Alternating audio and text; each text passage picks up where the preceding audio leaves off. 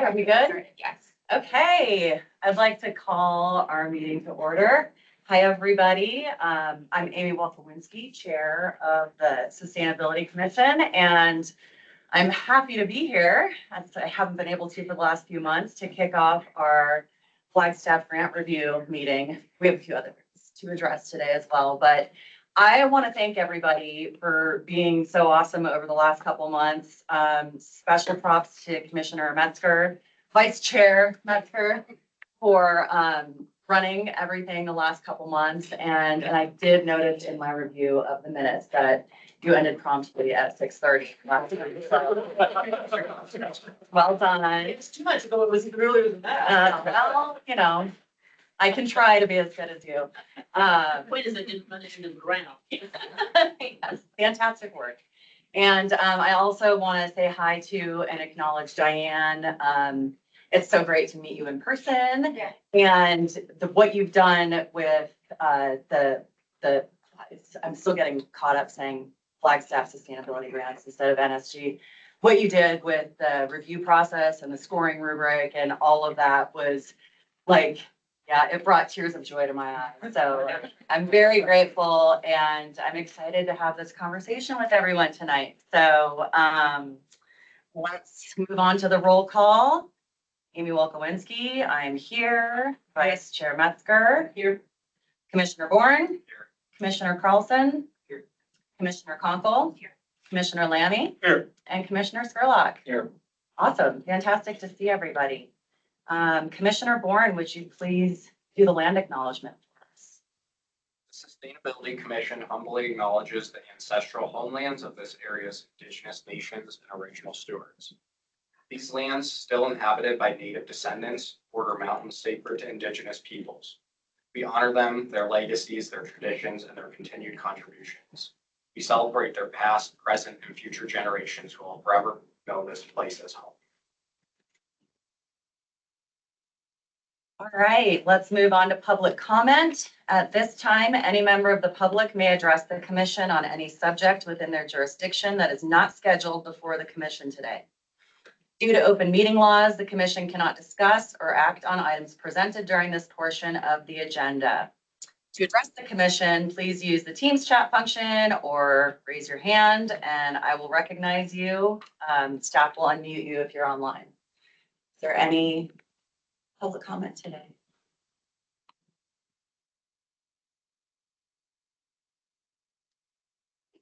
Let's move on to our business then.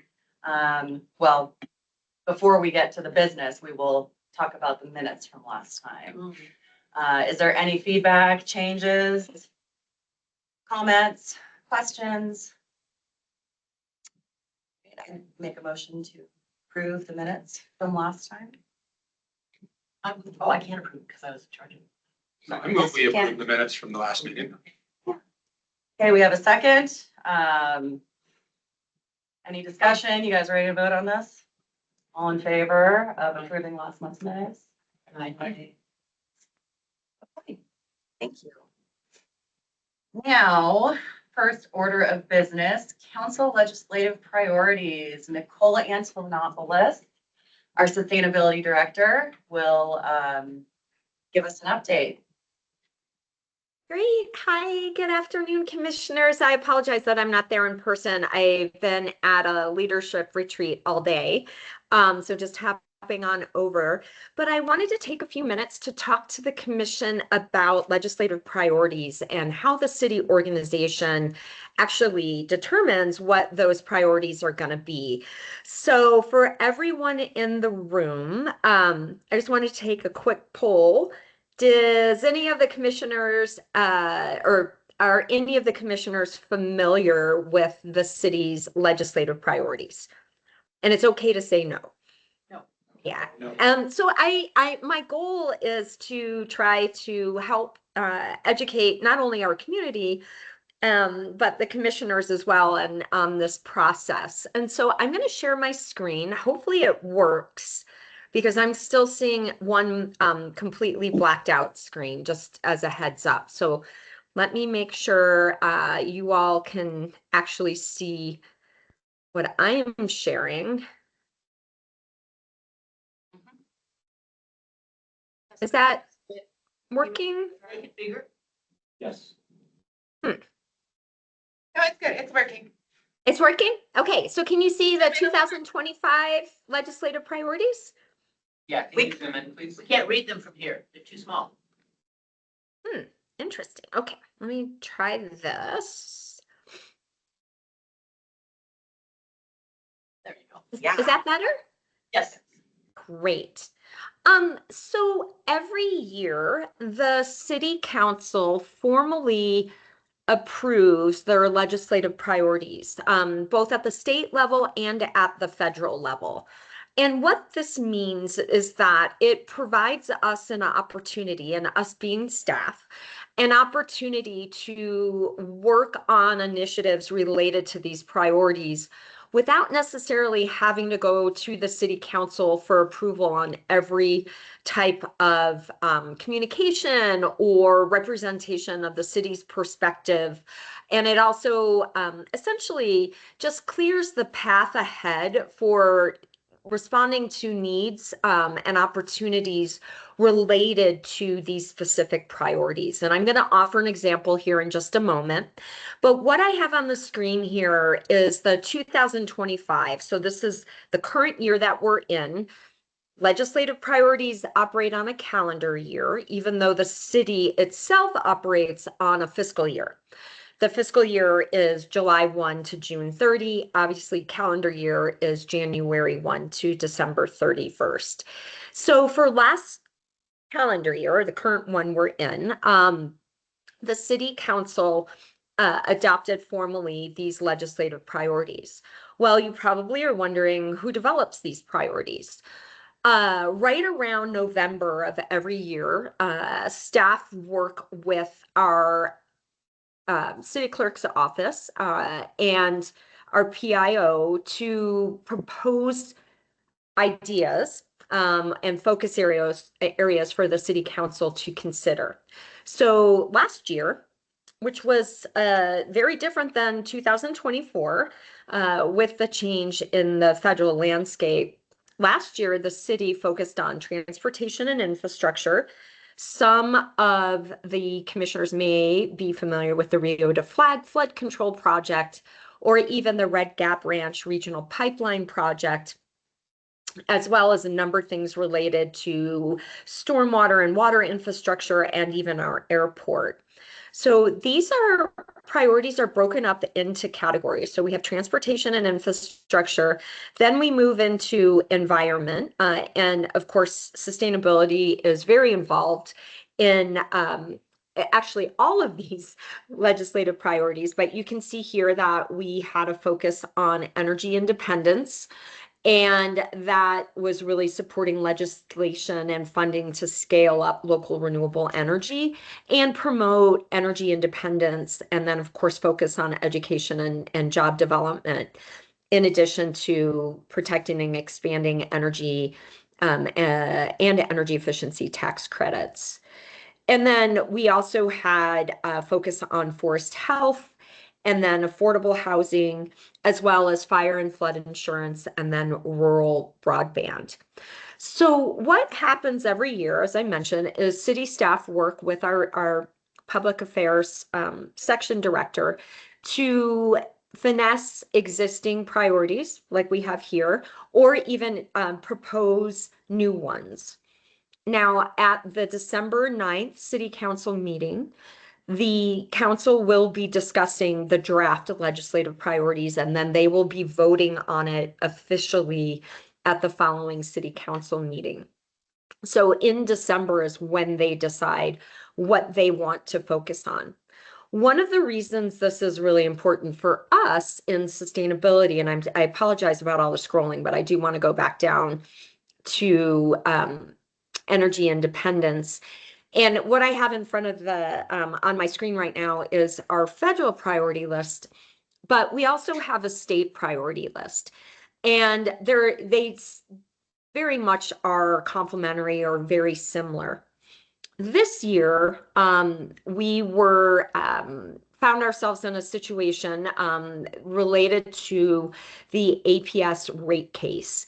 And a opportunity to submit to testify in the rate case, not in support of, but we weren't able to do that because our legislative priorities did not have language in there that focused on protecting our community members from rate increases.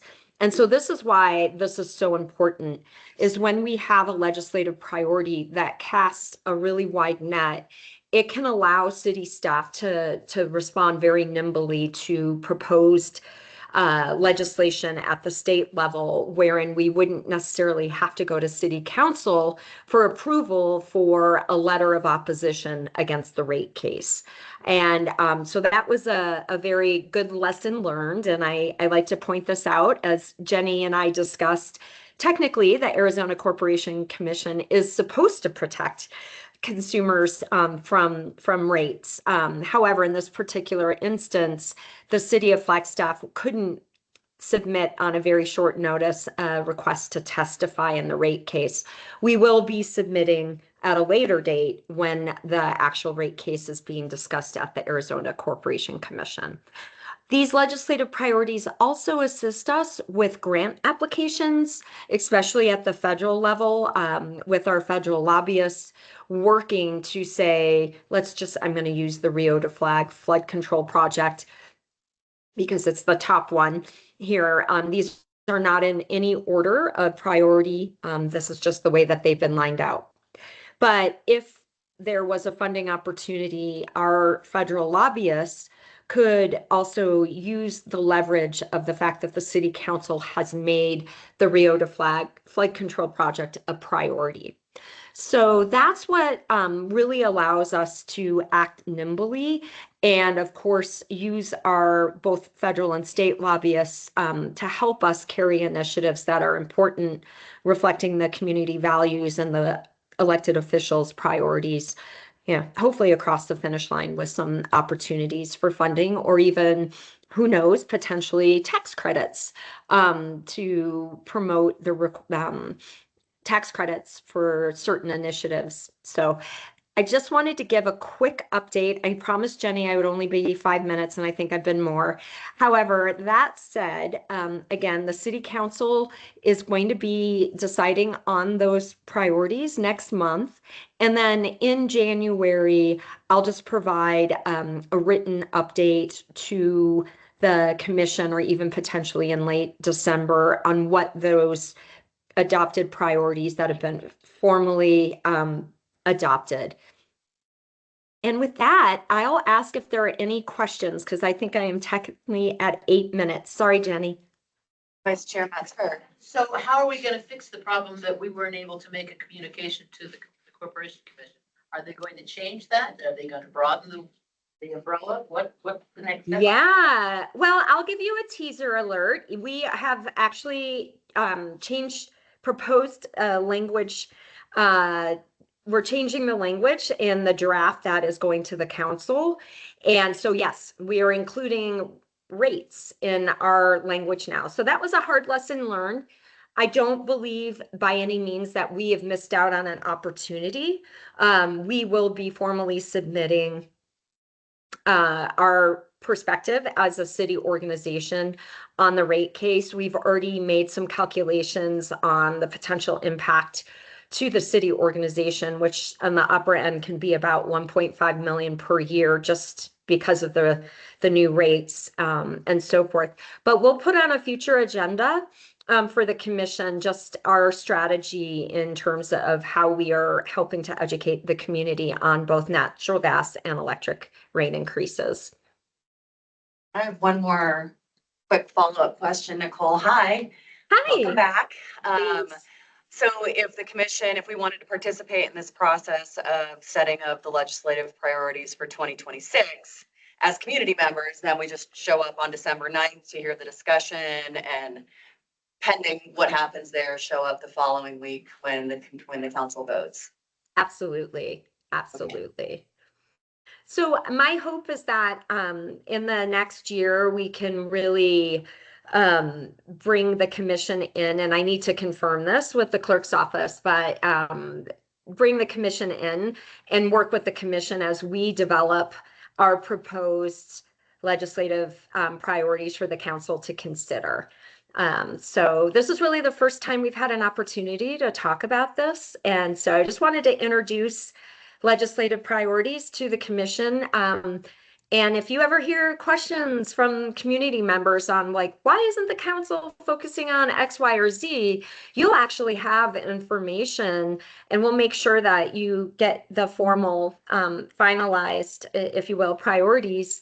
You can actually defer to that, or of course, you could say call Nicole and she'll talk you through it, but it is really helpful it's helpful to fall back on that, to be able to say, hey, we know this is important. We hear you, community, but the city council, this is their adopted priorities at the state level and the federal level for this next calendar year. And so again, my goal is to really help people understand the process that the council uses and what their opportunities are for engagement there. So yes, to answer your question, yes, you can come on December 9th. Thank you so much, Nicole. Yeah, Knowledge is power. absolutely. Yeah. Great. Builds responsibility. It is. It is. Yep. Okay. Does anybody else have a question for Nicole? All right. Well, thank you so much. Appreciate it, and look forward to seeing what happens for 2026. Woohoo! You got it. Great. Thanks so much, everyone. All right. So now we're moving on to the main reason we are here this evening, to have our discussion about the outcome of everybody's scoring for the Flagstaff Sustainability Grants. So, this is the first time that we're going through this process with Diane, and I always lean heavily, Diane, on Tia to help guide this discussion. No pressure. So, like I said, you're already doing a fantastic job of stepping into her shoes in terms of the organization and herding of cats to collect all of our scores and compile this into something meaningful. I would kind of like to turn it over to you to tell us what we're looking at, where the line is, and what we're going to prioritize discussing tonight. And what we will prioritize discussing are those handful of grants that are right near that funding line that have discrepancies in scores.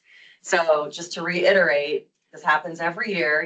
There are many grants that just rise to the top. They're high scores across the board, and those are easy decisions to fund. And there are, some on the other end of the spectrum that just kind of take themselves out of the competition based on the review. But then there are those ones that get us right at that level where we can only fund so many projects, and we don't all necessarily agree. So we need to discuss and come to a conclusion on those. So I'll have Diane talk us through what has risen to the top, where things are at, and introduce the five that I think it's five. Yeah. That we absolutely need to discuss. And then there might be others we need to talk about as if scores change and if things rearrange. So thank you so much, Diane. Yeah, thanks, Chair. Okay, so first, thank you all for bearing with me on the new process, getting me familiar with things, getting a new workflow and process and all the things implemented. I appreciate everybody's feedback and participation. I know this was a lot.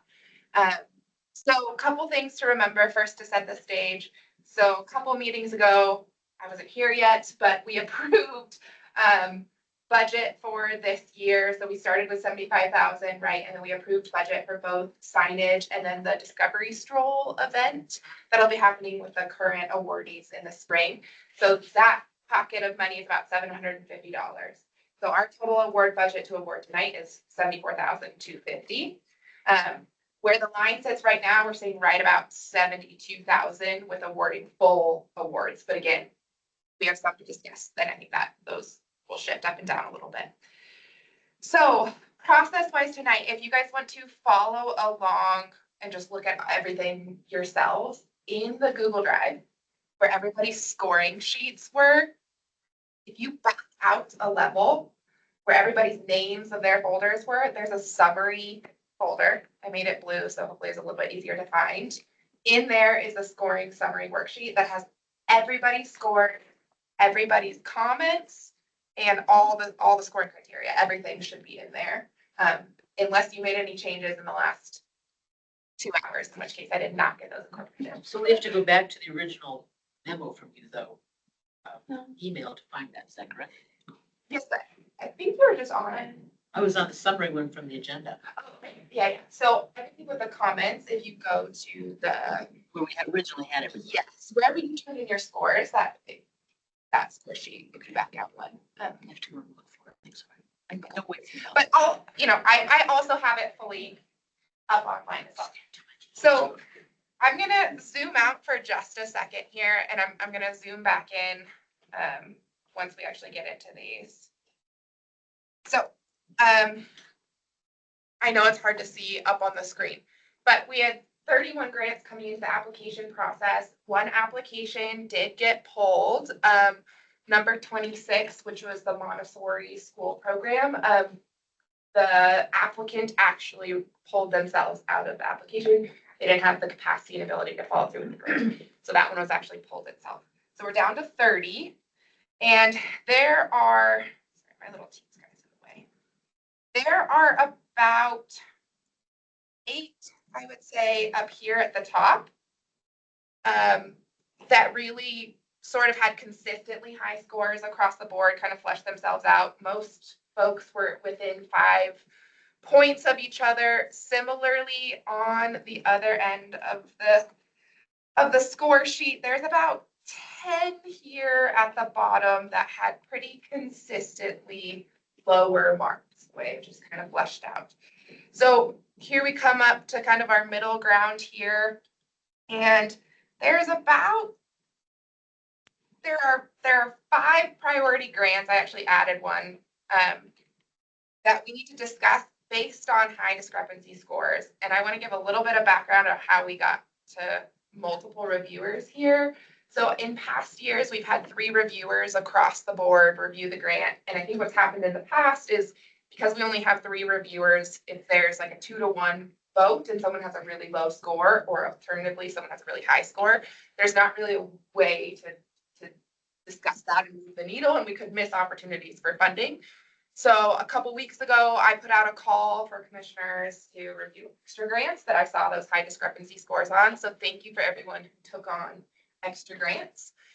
In order to sort of add 2 reviewers for those high discrepancy grants, we did pull in sustainability office staff to review projects as well.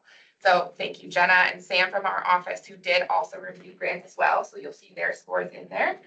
And then additionally, I read and reviewed every single grant. So my scores are also in here as well. And so I think I have a little bit of context because I've read every single one.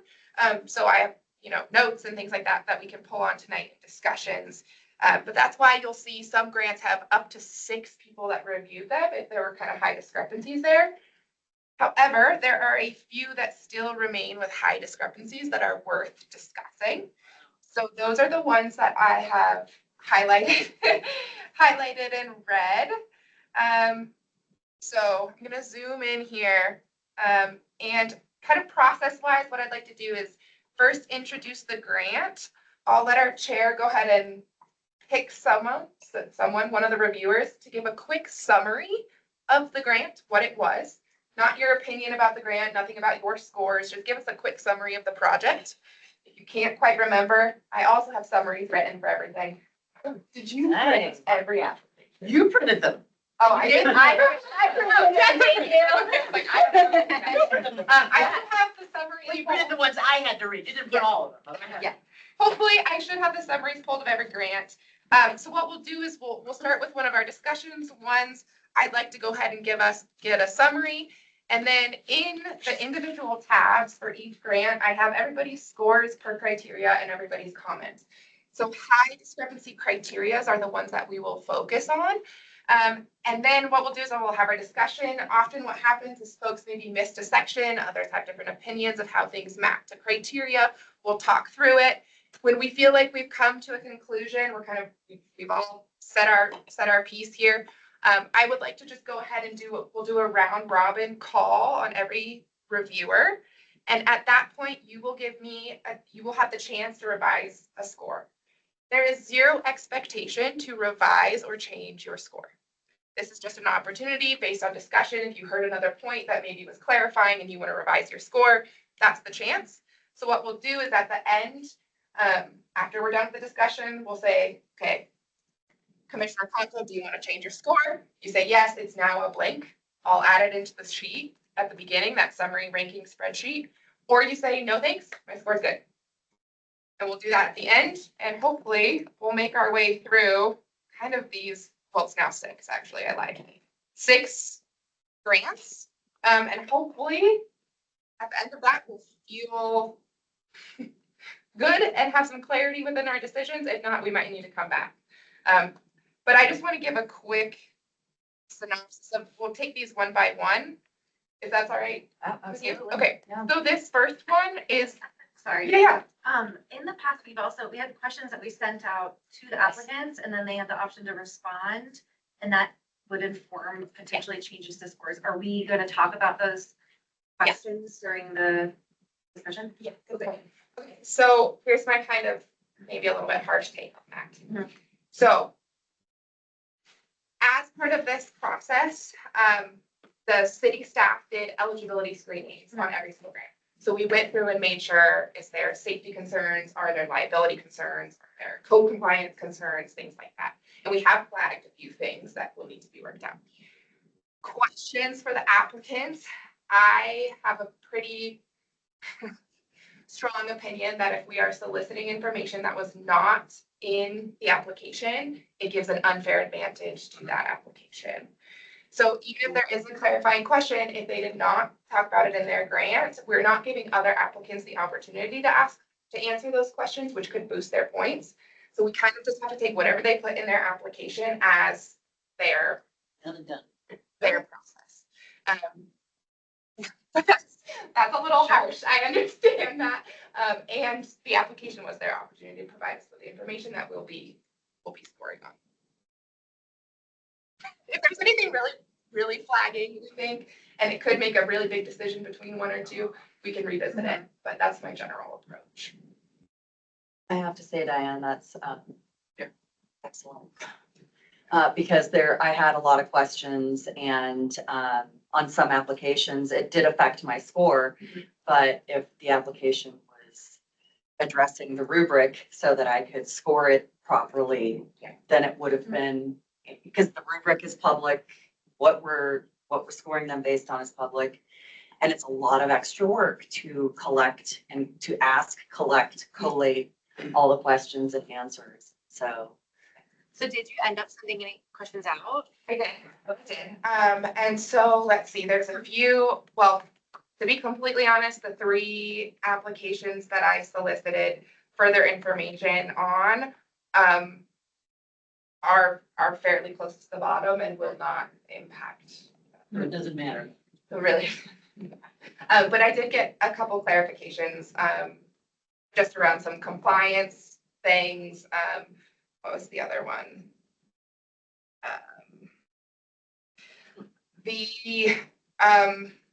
Unfortunately, the NAU expansion of historic Southside Community Garden did not get explicit permission. This is a city plot and did not get explicit permission to do the project. And so that was one that I kind of had to clarify and follow up on. And then they suggested using that land. Yeah. Have you checked it? Yes. And they even said there, we have not gotten permission to They do the did. project. So I was like, Said that in the application. I don't know about that.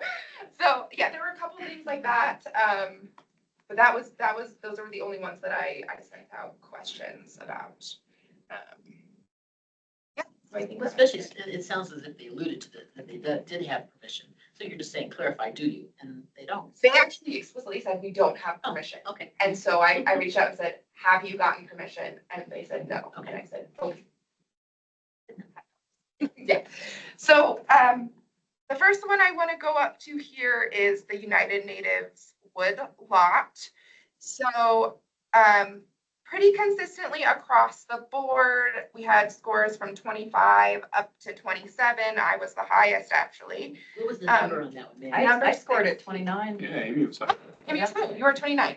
And this is actually one that Commissioner Conkle raised as an eligibility concern.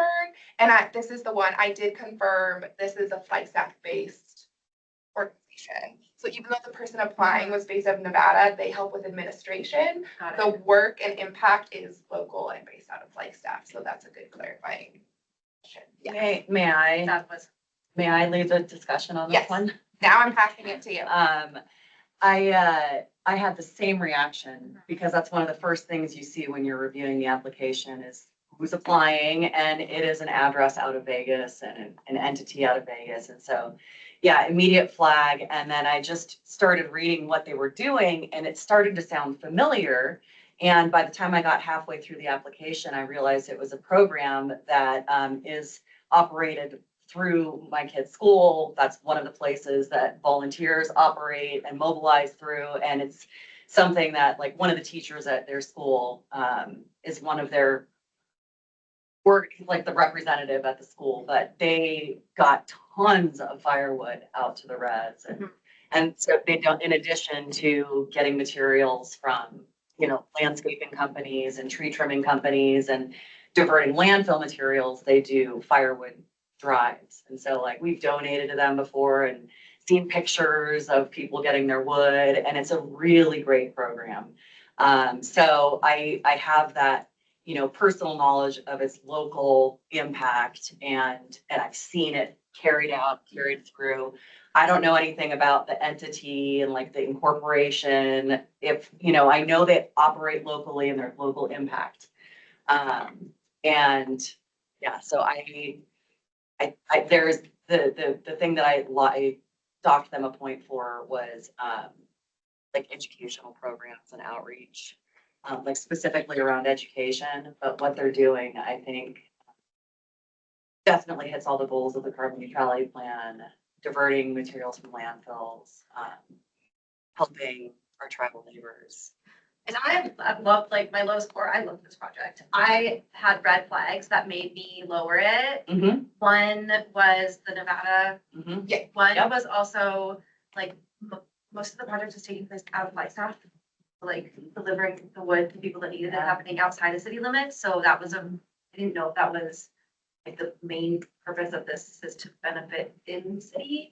I'm definitely not anti. Yes, I understand all the res, but that was just like a question mark for me. And then there was I had questions about what they were doing in terms of, like clarifying. So they mentioned specifically in the proposal, a truckload of wood costs between $175 to $225. And that's how much money you're saving if you deliver a truckload of wood to the house. Awesome. And then they went on to say that they do 750 truckloads of wood a year at 31.5 million pounds.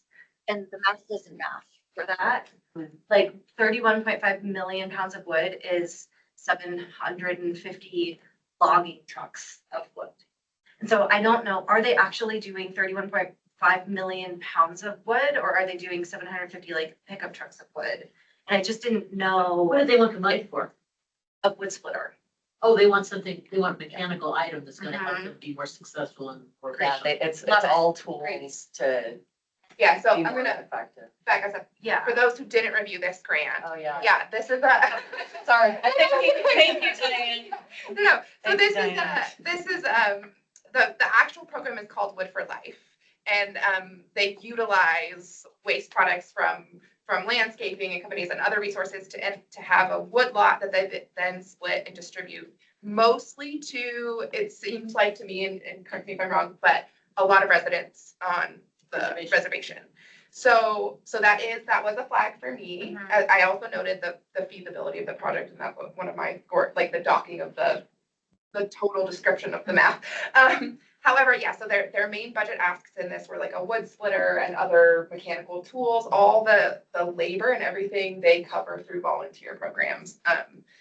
Yes. Well, someone who has had trees cut down, and they said, we're taking them out to the reservations of people that have houses. I was all over that. That was good for me. And if it's not gonna go there, it's just gonna go into our landfill. So it has that positive value too. I didn't read the grant, but it would make sense to me that it's helping our community because the stuff that, again, I've had a lot of trees cut down, so I know I know how bad that can be. You have to do something with them. Yeah. And so it makes sense, it made sense to me. What you're talking about makes sense to me to support it, I guess. I would love to increase my score if it's an eligible project. Yeah, so I I do think want it's a to great flag project. I this. just had those red flags that I wanted to be able to talk about. So I do want to flag the impact part of this one. So there are local residents, the work is happening locally, the volunteers are happening locally, the mini distribution's happening locally. There are local distributions as well. It's not all leaving Flagstaff, so I want to make that very clear as well. But yeah, Kind of is, because it's not going to the landfill. but yeah, but Residents I mean, some of the wood is being distributed to Flagstaff residents as well. It's not So they all can burn just it going to. and put the smoke in the air. Let it burn somewhere else. So although there are impacts happening outside of Flagstaff, there are still impacts happening within city limits. So, but I do want to note that there are impacts happening outside. So that is something for us to discuss. Does anybody else have a? There was another project that had impacts happening outside of Flagstaff, and I don't remember ever having that before. Where part of the project was like, we're doing it here, but also we're using the money to do something outside of the city. And this is not a question of whether or not I like the project. It's like the city staff, are we allowed to fund that? Jenny, you can speak up. My understanding is that it's if majority of the work is happening and impacting local Flagstaff residents, then it is eligible. But I think it's also at the discretion of the commission. Well, I mean, you think about the fact that we have our recycled stuff picked up and taken to Phoenix. There's a lot of stuff that happens outside of this town that helps the town. Sure. Yeah. So do they take the wood out in individual little pickups, or do they have great big huge trucks to do this? I don't know what their So it's process efficient, is. or is it? Not sure. It's Because, very likely that individual organizations that are doing the cutting of the wood are networking with these people to distribute it, and it goes out in various trucks. well, that's too bad. I thought it was kind of getting delivered and stacked somewhere out on the res and then redistributed from there. There's a church on the res and some of it's distributed Yeah. too, but What normally happens is there's like wood banks, right? These are coming off of big projects. These are wood banks that we've done grants for this work. It's impactful. There are a lot of different types of trucks, but they're just the trucks that are being used in operation already. So at this point, are there any more questions or feel like there's any more? she's gonna raise her. I'll raise my score. Yeah. Yeah, so we're gonna actually just do it live if Great. you feel I- ready to do that. Well, I mean, they were already above the cutoff, right? So, They're above But other projects might raise. right, Right. yeah, so there could be, so I'll just call. We'll just call through the line. So Commissioner Conkle, would you like to take your score? Let's go up to 25.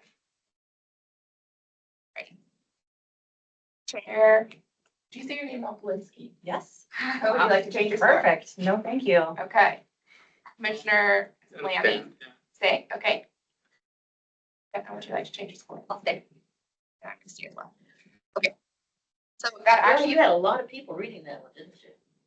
5, yeah. These ones with discrepancies, I wanted to ensure. It's United Natives Woodlocks. There's only 3 scores on this picture. Yeah, that was updated. When you're looking at the agenda one. Yes. That was updated in the last few days because we pulled in more.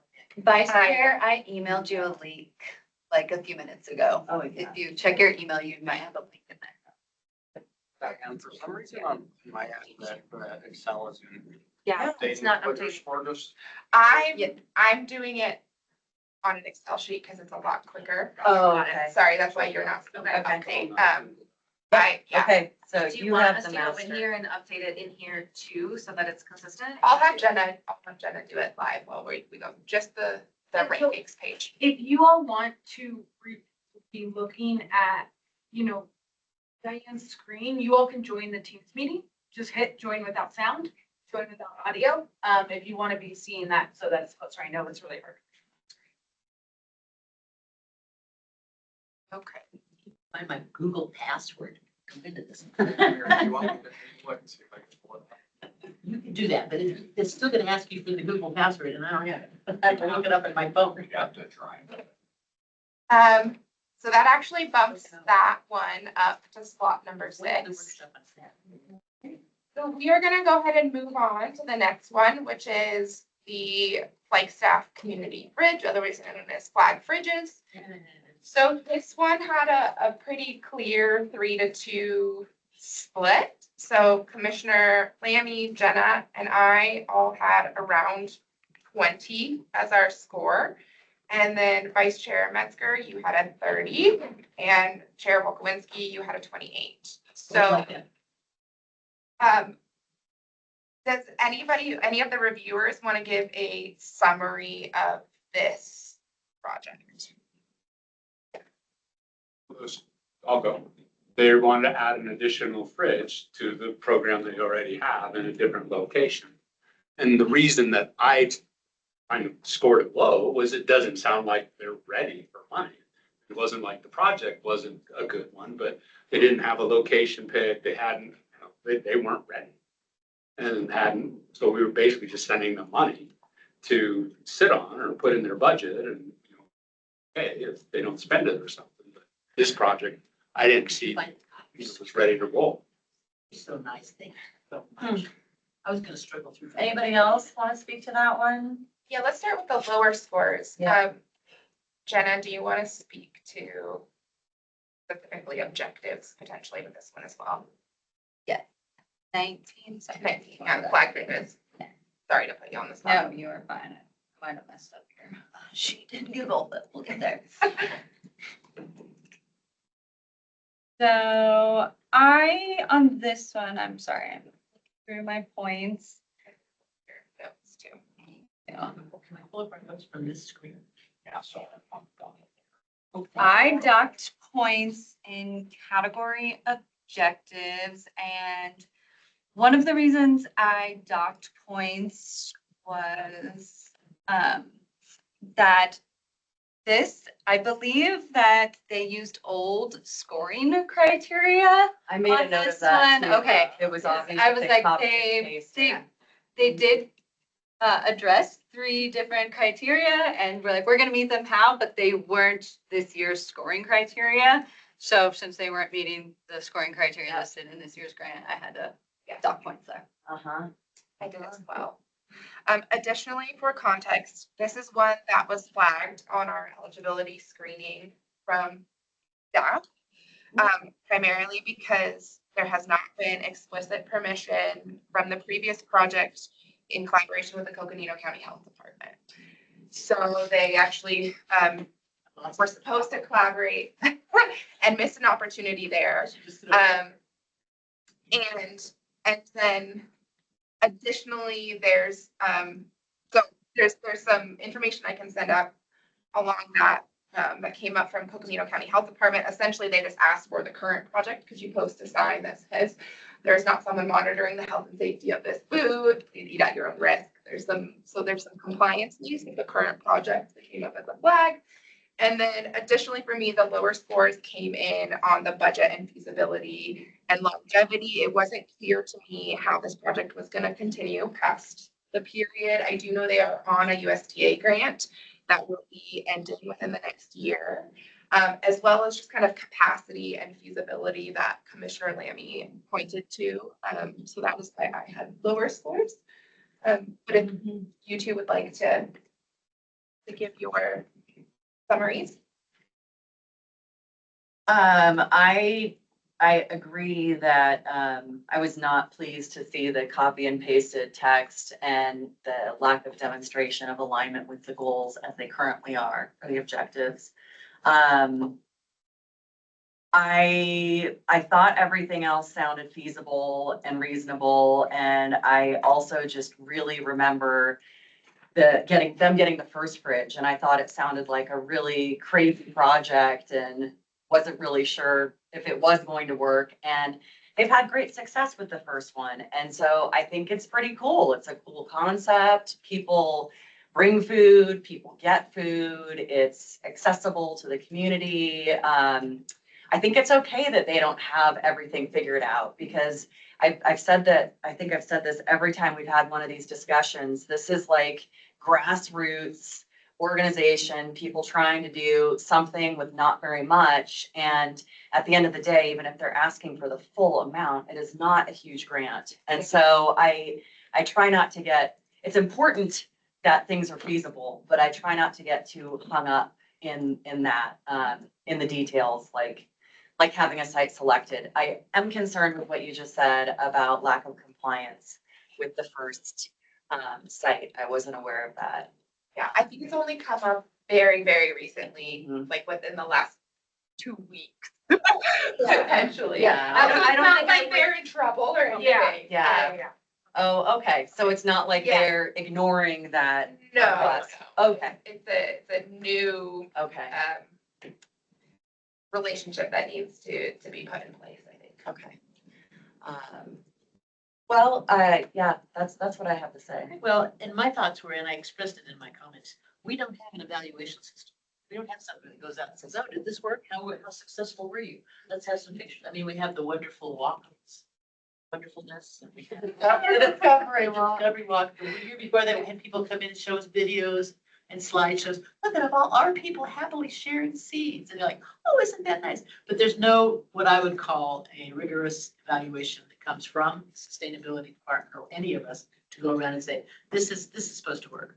And one of the reasons I liked it, and the first time we ever did this, is that it's putting in Los Angeles and Phoenix, two huge metropolitan areas where they are doing the same kind of things and running into the same kind of problems, I'm sure, but having the same successes. People are going someplace and they need it. They're hungry, they get apples. In the summer, they get water. It's important that they have access to it. They don't have to, I mean, they could go to the family food center and stand in line. We've all been to the family food center, haven't we? We know what that is like. There's people standing outside getting the food. All well and good. But this is for like the Murdoch community, and they can go and get something, or even NAU students can get something that's healthy and fresh. I've dropped apples off and eggs, and I'm sure all of us have done some little thing with this group. And so I advocate for it. I think it's a good program. And I'm sure there's going to be concerns. I mean, we don't have Kentucky Fried Chicken in town because there's a health. I know that sounds like a non sequitur, but it's because we pay attention to those things in this town, which is good. But again, if we're going to start trying to advocate for people who are underserved, who have trouble accessing healthy food, who even when they are out on the street corner and beg money, have to go to McDonald's to buy something, use that money as opposed to maybe like going and staying in a hotel for a night. I think it's nice to have something fresh, live, and available. And it's something that a place where also people who have too many apples on their trees can take them to. And we need those kinds of places. I don't think it's been advertised well enough. I don't think there's a lot of community information about it.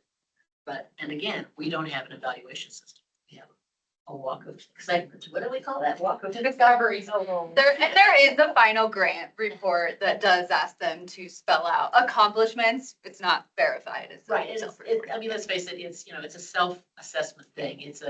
I should get an A on this. I should get an A for this class because I'm smart and I studied and I did my assignments. What does that mean? So that's my thinking about it. And I don't see a reason to change my score. Okay. I do think that the first fridge, it took about a year to find the location for it. And they asked for an extension on the first grant and we gave it to them and they found a location and I think it's been hugely successful.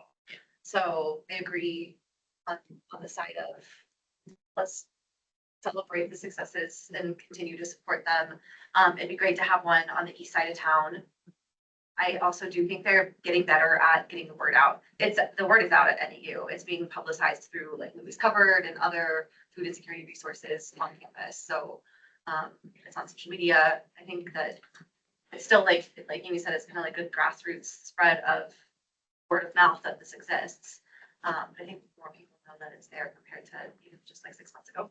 Well, when we first talked about it, I asked the question, I thought we extended more money to them too the next time. So I thought we didn't qualify if they got money last year. I was told, no, we'll just lose. And again, it's something that's been successful. And yet I hate to say, oh, well, you only get to do that once. Yeah, you only get to do that once. We only need one refrigerator in town. So I I think we're ready to go ahead and do a round robin. So, Vice Chair Metzger, are you going to change your score? I am not thinking. Chair Walkowinski, are you gonna change your score? No. Commissioner Lambie, are you gonna change your score? No, thanks. I'm good. with Jenna? it. Yep. Okay, I am gonna change mine up to a 23.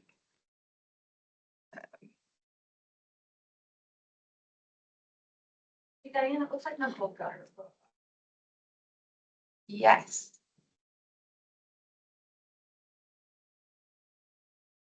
Go ahead, Nicole. Great. Hi, everyone. Thank you. I just wanted to share, and I know Diane prefaced this discussion regarding the community fridge with the county Health and Human Services. I just want to make sure that that is clearly pinned. And my recommendation, if this moves forward, is just that the commission holds space that there may, how do I frame this? In a meeting with them 2 weeks ago, the community fridge is definitely on their radar and is, and I don't want to speak for them specifically, and this will be up to the individuals who proposed the grant, but there's a lot of concerns, obviously. And again, I'm not speaking for the county, but I just want to make sure that the commission holds space that this one may cause more challenges similar to the last time. And it may not, but I just want to make sure that it's clearly understood that this one essentially resulted in Health and Human Services calling a meeting with me regarding the last community fridge that was funded through the grant process. Recognizing that this is on the applicant, but as a funding source and a government agency in partnership with the county, I just want us to be sensitive to that.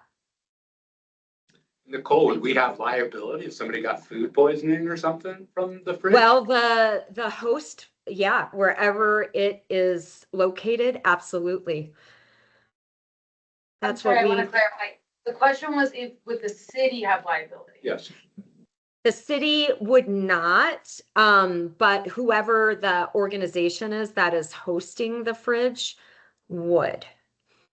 Are they aware of that?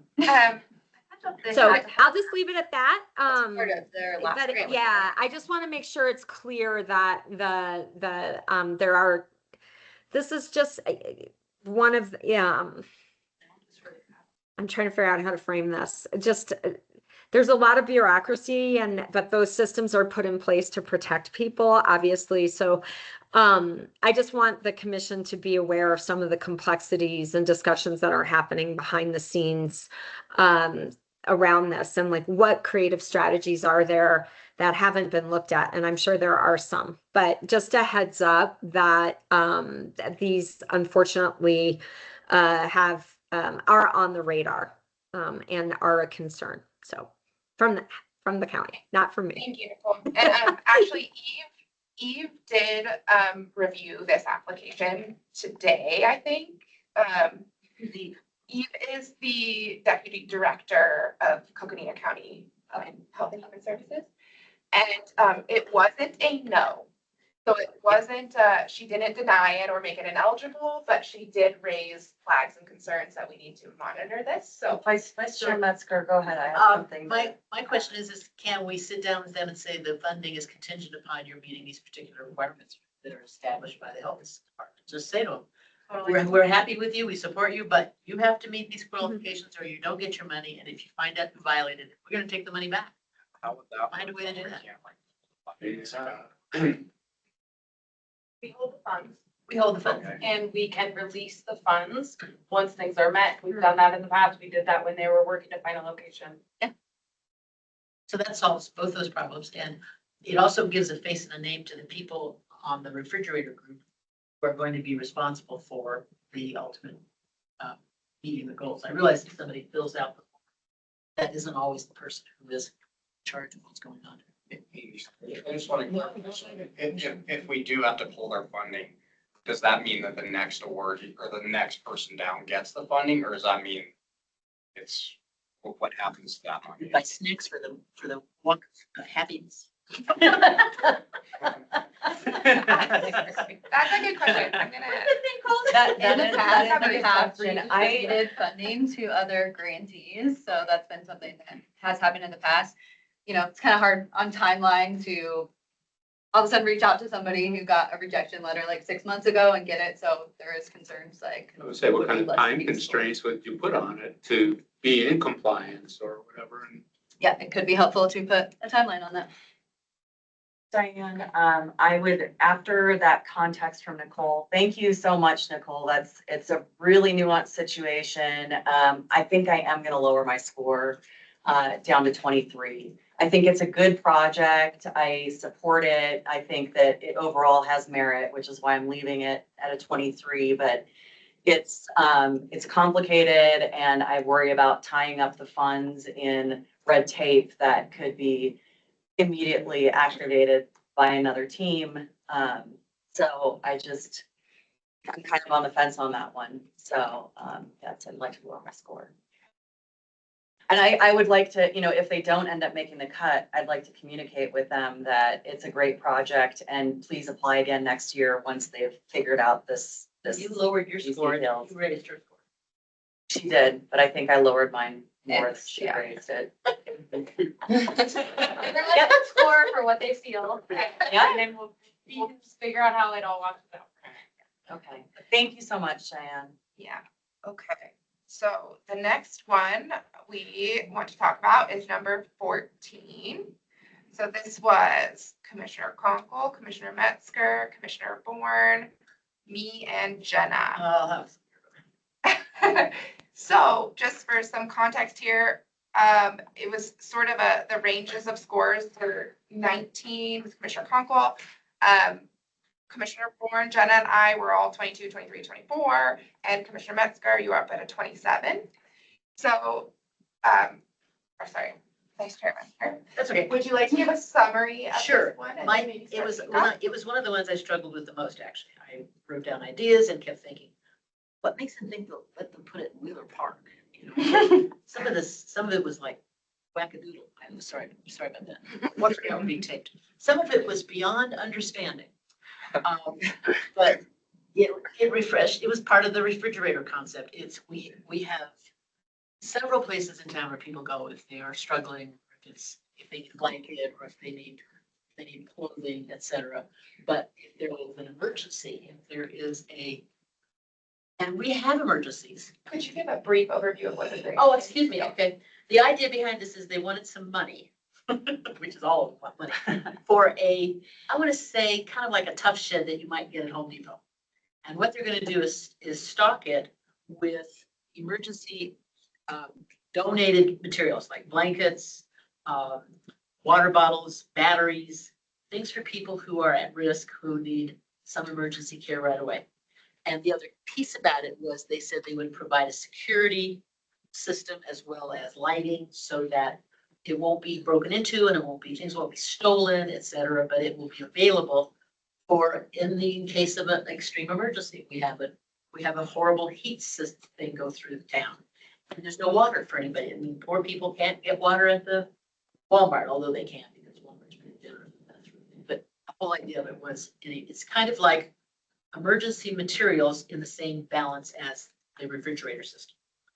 You're in need of something, you don't have to go up and beg for something, you don't have to ask somebody, you don't have to hope someone will help you out. There is an emergency site.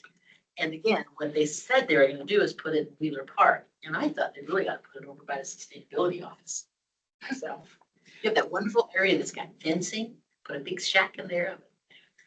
So that was the concept. And there will be people who are unhoused or people who are at risk or people who are, and we see that. You see people, there were more deaths last year from heat in this country and in this state than any other time in history. And it's going to continue to get worse. And they're going to need water, they're going to need sunscreen. And the idea was that you have a place where people could donate those kinds of things. And if someone's at risk, they needed it, they could access it without going through. And I guess, I hate this commentary and I apologize for it. The poor will always be with us. It's one of our favorite rounds. The poor will always be with us. But it's hard to be poor. It's hard to be with out of house or without things. It's hard to go past that line, get help. Some people comfortably ask, problem with it. Other people, they have problem with it. And, I was thinking it'd be nice if there were places at churches or someplace where there would be no need for someone to beg or someone to hope that someone can help, but we don't have that. So that was what I saw, and that was the merit I saw in that cabinet, was an option or an opportunity for people who needed something and they were in dire straits to go and get it. And it might save lives. So that was why I thought I thought it was unreasonable where they wanted to put it. And I thought, they kept saying, I won't find a place. I thought, yeah, that's what they said about the refrigerator. It took them a long time to find a place. They did have some alternative sites, but none of them were. Yes. Well, and the Well, other and the thing one too. was on campus, which is not serving the population Mhm. that they're trying to reach, right? So Well, the bus, I think the bus station was one of them, wasn't it? I thought they thought that sounded like a good place near the last recycling place. In bus area. They said, yeah. And the Joe Montoya Community Center. hmm. So would you like to give your lowest score, would you Yeah. like to give kind of your? Sure. I think it sounds like a great project in theory. I think it is not feasible for this group without more like time and development. I think it was a student group that was like, what do we want to do? Look, we can apply for this grant. And they don't actually have any confirmed partnerships. They don't actually have a confirmed site. Everything is a wish list. Students are gone in the summer. So what's going to happen for the 3 months of the summer when the shed is sitting around? They claim that there's no one out there doing any of this work. They're like, there's nothing like this in Flagstaff. And sure, the 24/7 accessible idea, there's not anything like that in Flagstaff, but there are lots of community agencies that are collecting and donating and giving supplies. So I took some points off on the rationale. I took 1 point off on the rationale just because of them claiming that no one else in Flagstaff is working to provide supplies. That's not that true. are experiencing, homelessness or in need. I talked about how the applicant discusses each of the objectives that they want to have like a flyer in there to educate about climate change and emergency preparedness. They want to have neighborhood level, they are like doing each of the category objectives, but they're not really expanding on how like developing those ideas in a way that feels like they are able to achieve them. And then, yeah, I took off scores for feasibility and I took off scores for longevity. It's an NAU club when they have new leadership next year.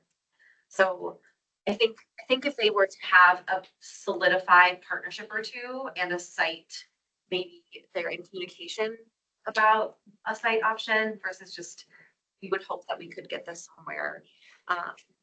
Just, it feels like maybe they could develop this and reapply next year.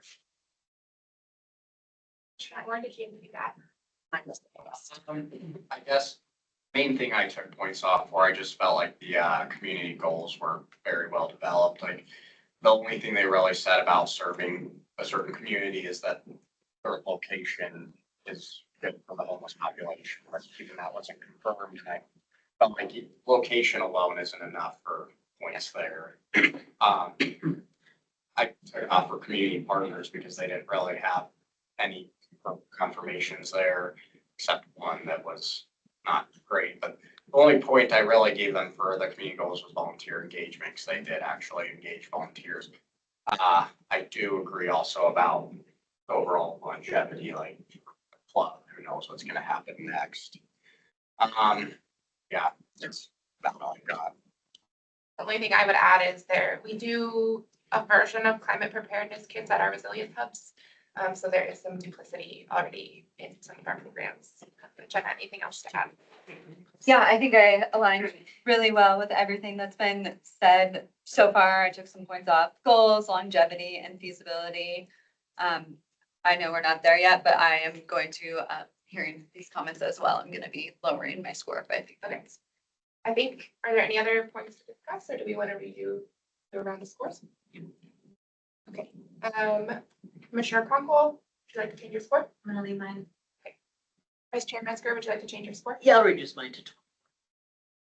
I didn't have it in my brain that it was an NAU club for some reason. Not that I don't like any clubs, but I thought it was a group of young people within our community who were, Jen, are you gonna change yours? it's just, it doesn't 21. say on it. We're gonna reduce it to 21 as well. Okay, now we're back to the same score. Commissioner Warren. Yeah, I realized it. Okay. We're gonna discuss this next one, number 15, and then I'll kind of redo the rankings so we can see where we sit. So this one, number 15, reviving traditions, indigenous art from reclaimed materials. This one had we actually had 6 folks review this one because we had an additional commissioner, Jenna, and then because I decided to review everything, my score's in there as well, so there's 6.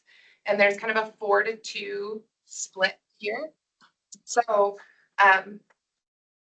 Chair Volkowinski, Vice Chair Metzger, Jenna, and I all have 26, 27, 28.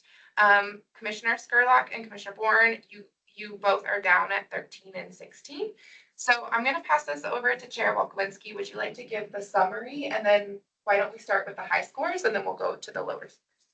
Sure. So this is the budget of $7,500, the full budget is to prepare and collect and install an art exhibit in the county courthouse. And it will be created from materials that are all rescued, if you will, from going to a landfill. So part of this, I think it's volunteer engagement to collect the materials and figure out what goes into it. But most of that $7,500 fee is going to go towards commissioning an indigenous artist to have the vision and help guide the curating of materials from the landfills. But the idea is to create something that shows, that represents our ties to the land and to the culture and to sustainability through using materials that would have been, one person's trash is another's treasure kind of thing. And so it's making a statement about, reusing, recycling, sustainability, and our local heritage and culture. And because they're commissioning an artist, I think I've seen some really cool artwork. Like if they get a good person, I think it could be something really beautiful and could be a real nice anchor in the courthouse. Oh, don't be gay, that. Yeah. So I thought this one was actually, Supposed to paint the first refrigerator. I don't know if you know that. and the other thing is, is this the one? Yes. I'm sorry, there was- There's a judge that's connected. Yeah. Okay, is this the one that they also had money from the beautification committee? Maybe No, not. that Okay. is the wish. Okay, wish okay. like the one. Anyway, I thought it was well thought out and, just imagining like the impact that could have for people coming through the courthouse, local people, residents, whatever. It just sounded really cool. So I liked it. I'm gonna pass it to Commissioner Bourne next. Would you like to go ahead and give your synopsis? Yeah, there's a couple spots I took points off on.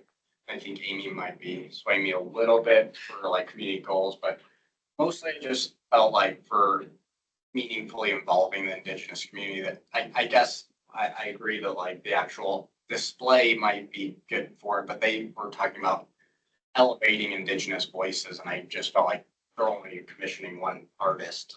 And then other than that, it's like what voices are we really elevating? So I took off there. They also didn't talk a lot about their volunteer engagement, I didn't feel like, so I took off points on that one. Also with the alignment with carbon neutrality, I mean, they definitely with redirecting things from the landfill, that definitely has a positive greenhouse gas effect, but they didn't talk about that really at all.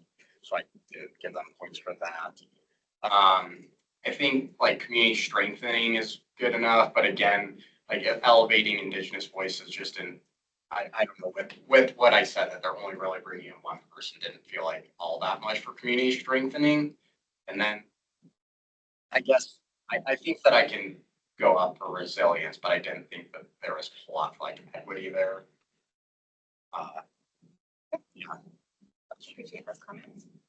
I'm just gonna keep going around the table. So Jenna, I'm gonna have you go next and then we'll go to commissioners for that. Yeah, I thought this was a really well-written application. I scored it high. I think I'm looking where I took off points. I did take off 1 point in alignment with CNP. And I noted that they didn't specifically list out anything related to resilience in the application. I'm saying it doesn't build resilience, but it wasn't in the application, so I took off a point there. I did think that they discussed mitigation by reducing emissions by mitigating waste and promoting sustainable resource use. So I did give them points for mitigation, and then equity, I gave them points there as well. And I think that they talked about it. People impacted by climate change, elevating Indigenous voices and knowledge, and really the piece on being inclusive of people in the courthouse, I thought was a really great equity component there. Yeah, I thought it was great.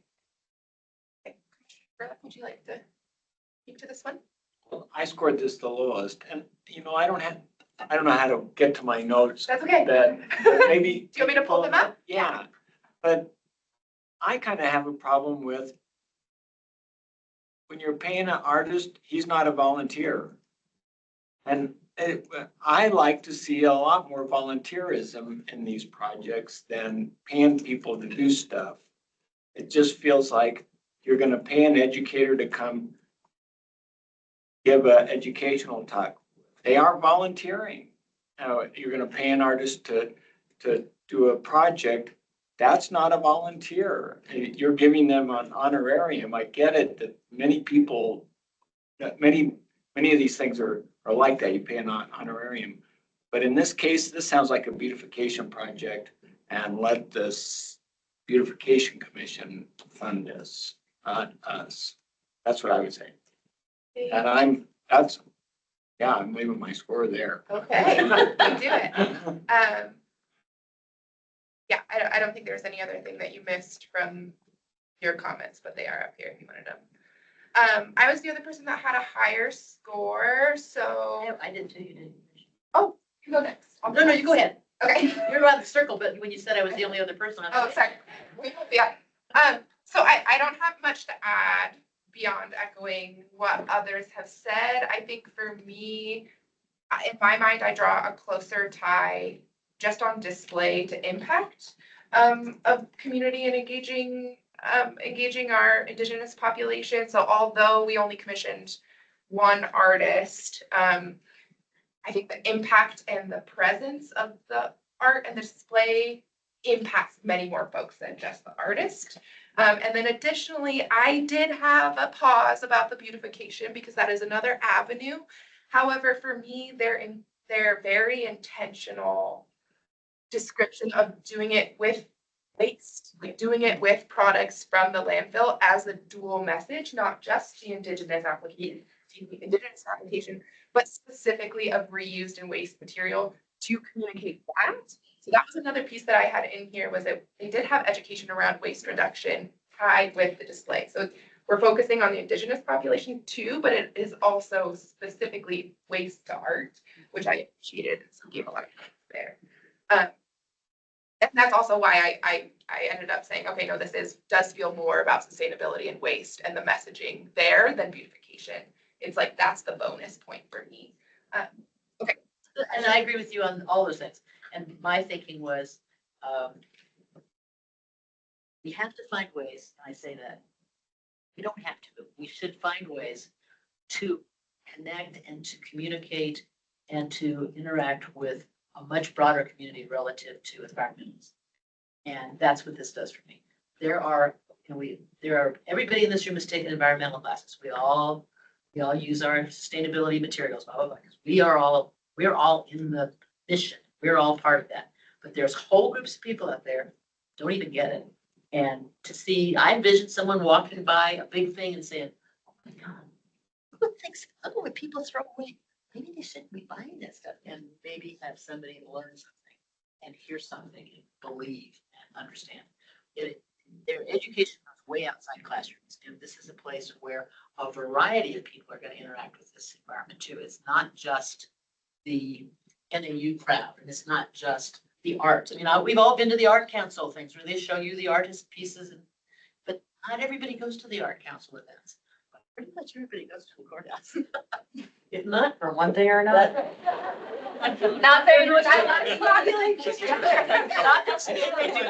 there was something else. Yeah. And so a whole lot of people get exposed to that. And that was the other thing that kind of rang in my heart, that it was the Criminal Justice Coordinating Council that wanted to do this. That someone recognized that we need to be reaching out beyond classrooms and schools, and we should be connecting with a much broader group of people about the issue of waste in the environment. And how nice that it will be part of the cultural diversity piece too. So that's what I thought. Just to kind of, we allow for up to half of the money to go towards pay, right? So I feel like I didn't score this one. I'm just kind of thinking about it. It feels a little unfair to penalize a project because they are following our rules. Probably, I didn't look at the budget, but I would imagine it's still vastly underpaying for the artist's time, right? Like how many hours to volunteer your time to put 300 hours doing something feels like a big stretch.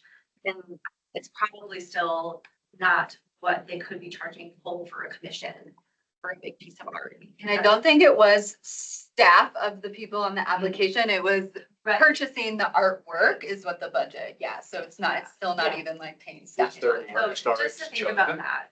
No. No, they would put out a call. That was part of their timeline that they listed, was putting out a call. Don't. So they're gonna listen to people, get some Yep. ideas, see Yeah. what they did. There you go.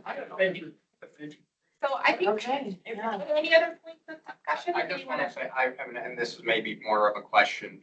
So on the rubric, mitigation part specifically says this project will either reduce emissions, is unlikely to create a substantial greenhouse gas emissions source.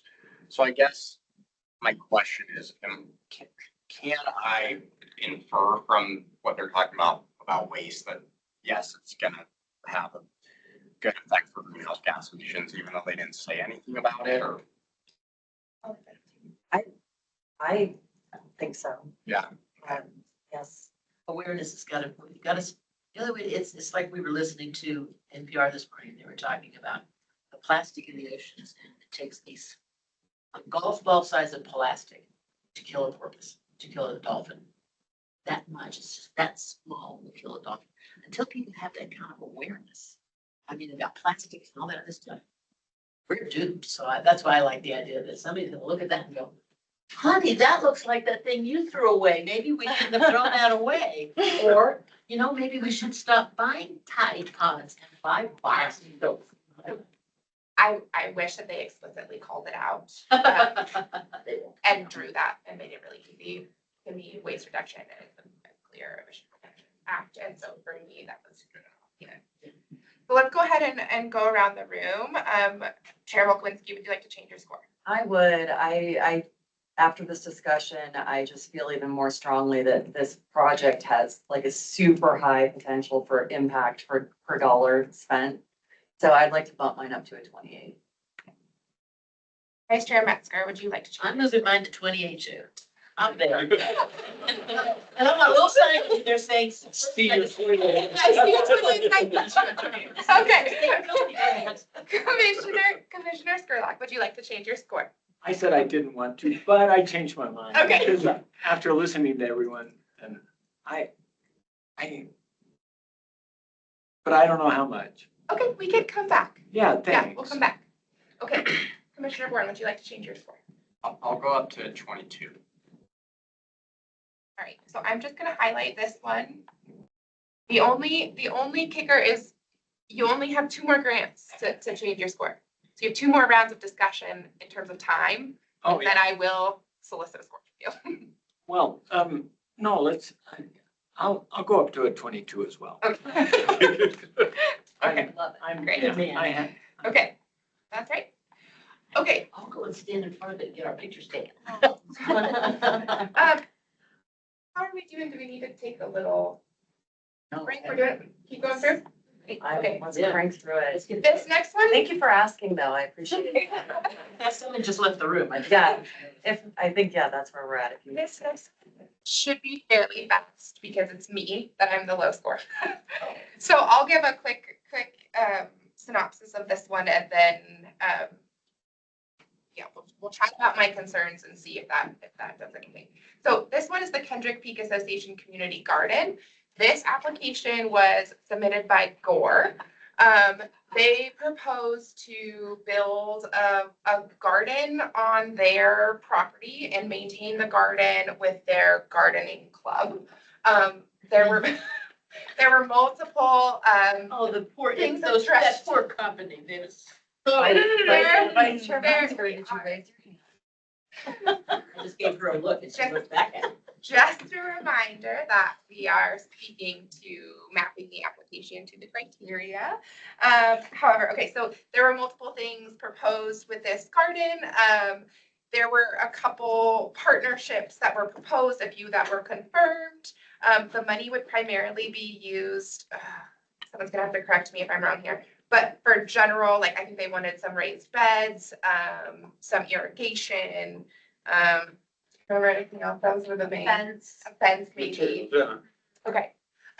So I'm just gonna give a broad why I lowered the scores in multiple areas and I wanna validate that with Question, the other what's the reviewers. location of the garden? Is it on Gore property? It's on Gore property. Yes. So for me, one of the big links that they talked about but hadn't gotten confirmed was this link to underserved communities. So the way they addressed that through the grant is saying that the food production would be donated to the Family Food Center. And so that was throughout the theme, throughout the multiple, how we serve underserved communities. That was their link. They said, this food will benefit underserved communities via donation to the food bank. However, that partnership was not confirmed. So for me, I don't want to say take the application at face value. However, because it was an unconfirmed partnership for me, I didn't feel comfortable giving them, I didn't feel like there was a strong enough connection to our underserved population without that confirmed partnership. So that's in multiple areas where I took off points. Otherwise, no, their budget was well written, their budget made sense, a lot of sustainability practices, good agricultural practices, things like that. So that was why in multiple categories I. So I'm gonna pass it to Commissioner Conkle. And then Kenzie is another one of our staff members, and then Commissioner Lammy, you two were 23 and 25. So with that lens that I had, you see otherwise? So I just can't imagine the food center saying, no, we won't take your food that you have. Like, I don't think that's a problem for me. Yeah. I thought it was a cool, I know it's like, or do you really need our money? Like, that was my concern, because Yeah. one of the most money-making companies in the city. But I liked the model of what they did. They were like, we're gonna set up a community garden. We pay our employees to volunteer in the community. The volunteers are using their paid volunteer time. So it's like kind of guaranteed to be successful, right? Because like a business is like, I will pay you 1 day a month, 8 hours to go volunteer, and whatever you do, I pay you. And it's not like they're required to choose this. But they do that throughout the community. Yeah, so Gore employees all get paid to go volunteer with whatever they want. So this is providing an on-site paid volunteer opportunity that then gives directly back to the city by donating the produce to the food center.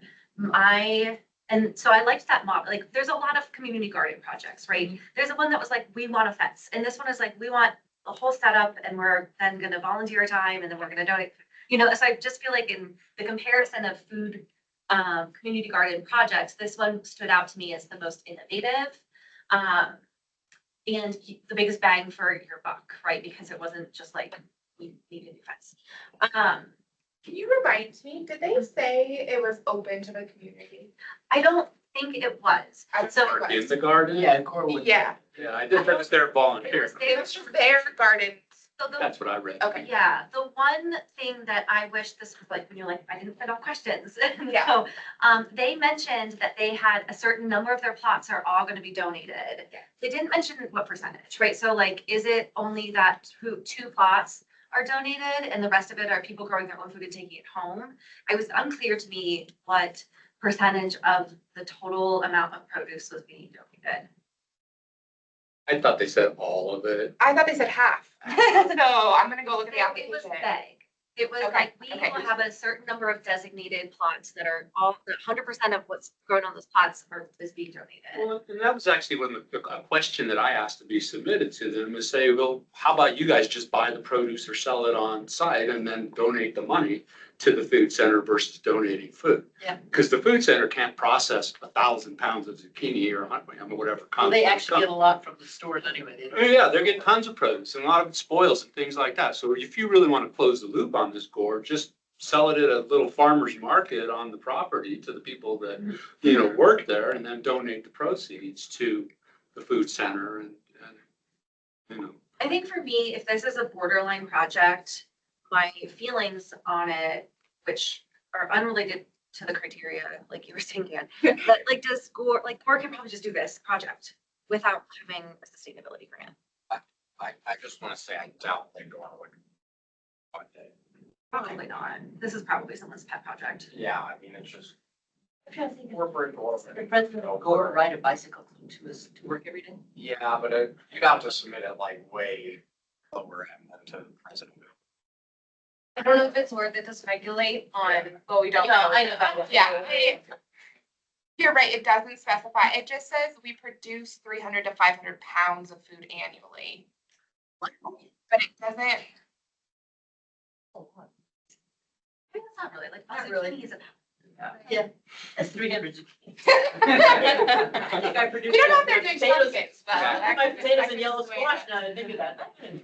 Okay, yeah, so it doesn't, I'm not seeing, 100% 100%. of, The from the harvest. giving garden, giving so like in quotes, and Yes. that's probably where That you was were my and it like. doesn't say how Like- many are giving gardens. Are there Right. 20 gardens and 18 of them are giving gardens? Or are there 20 gardens, 2 of them are giving gardens? Because that would really help me understand whether or not I want to fund this. Of course, there is some merit to the notion of supporting corporate America in a So- positive way. Totally. They, Yeah, so I Continue to feel do like good they should be stuff. giving back to their community, absolutely. I like the model of saying we are paying our employees salaried time to volunteer. I love that. I love encouraging companies to do that. So What I- category is this that we're?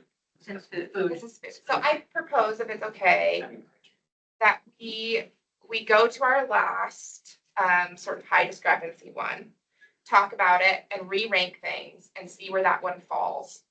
And then we can kind of decide if we need to come back and change scores or potentially clarify the metrics that they provided in the application. Mhm.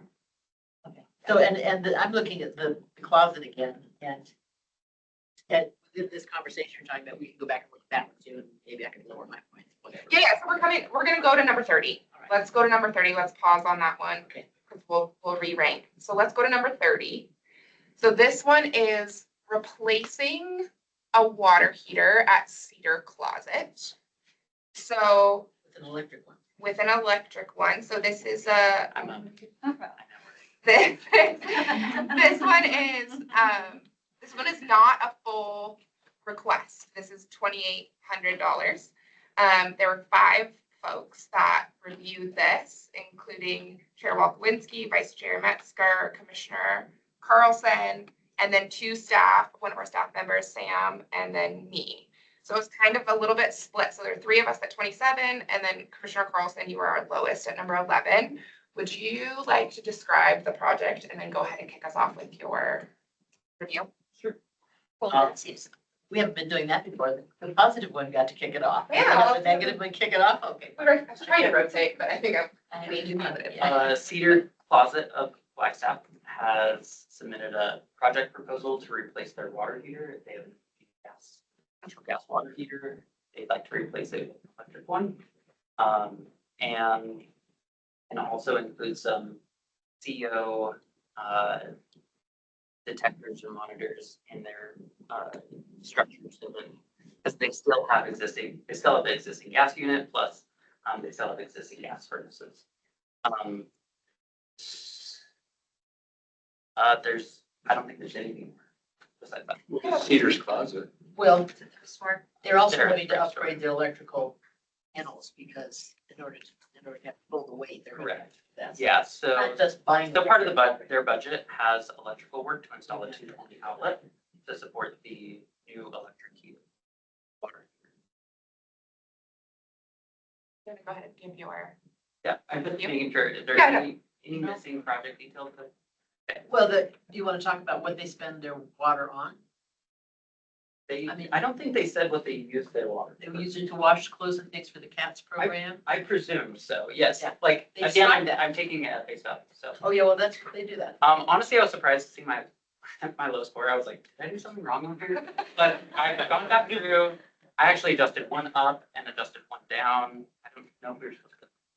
That's fine. You did it on the Google sheet. I That's did, fine. okay. But if you could just also repeat it to me, so I have it in here. Yeah, I went up one on the project rationale. You can just give me your total point. Oh. It stays the same. It Okay. stayed the same. Oh, then it's Yeah. fine. Then I I don't need that. So I reviewed, what I did. I know I'm like half the points that other people did. But honestly, I guess where do I start? That the impact is indirect.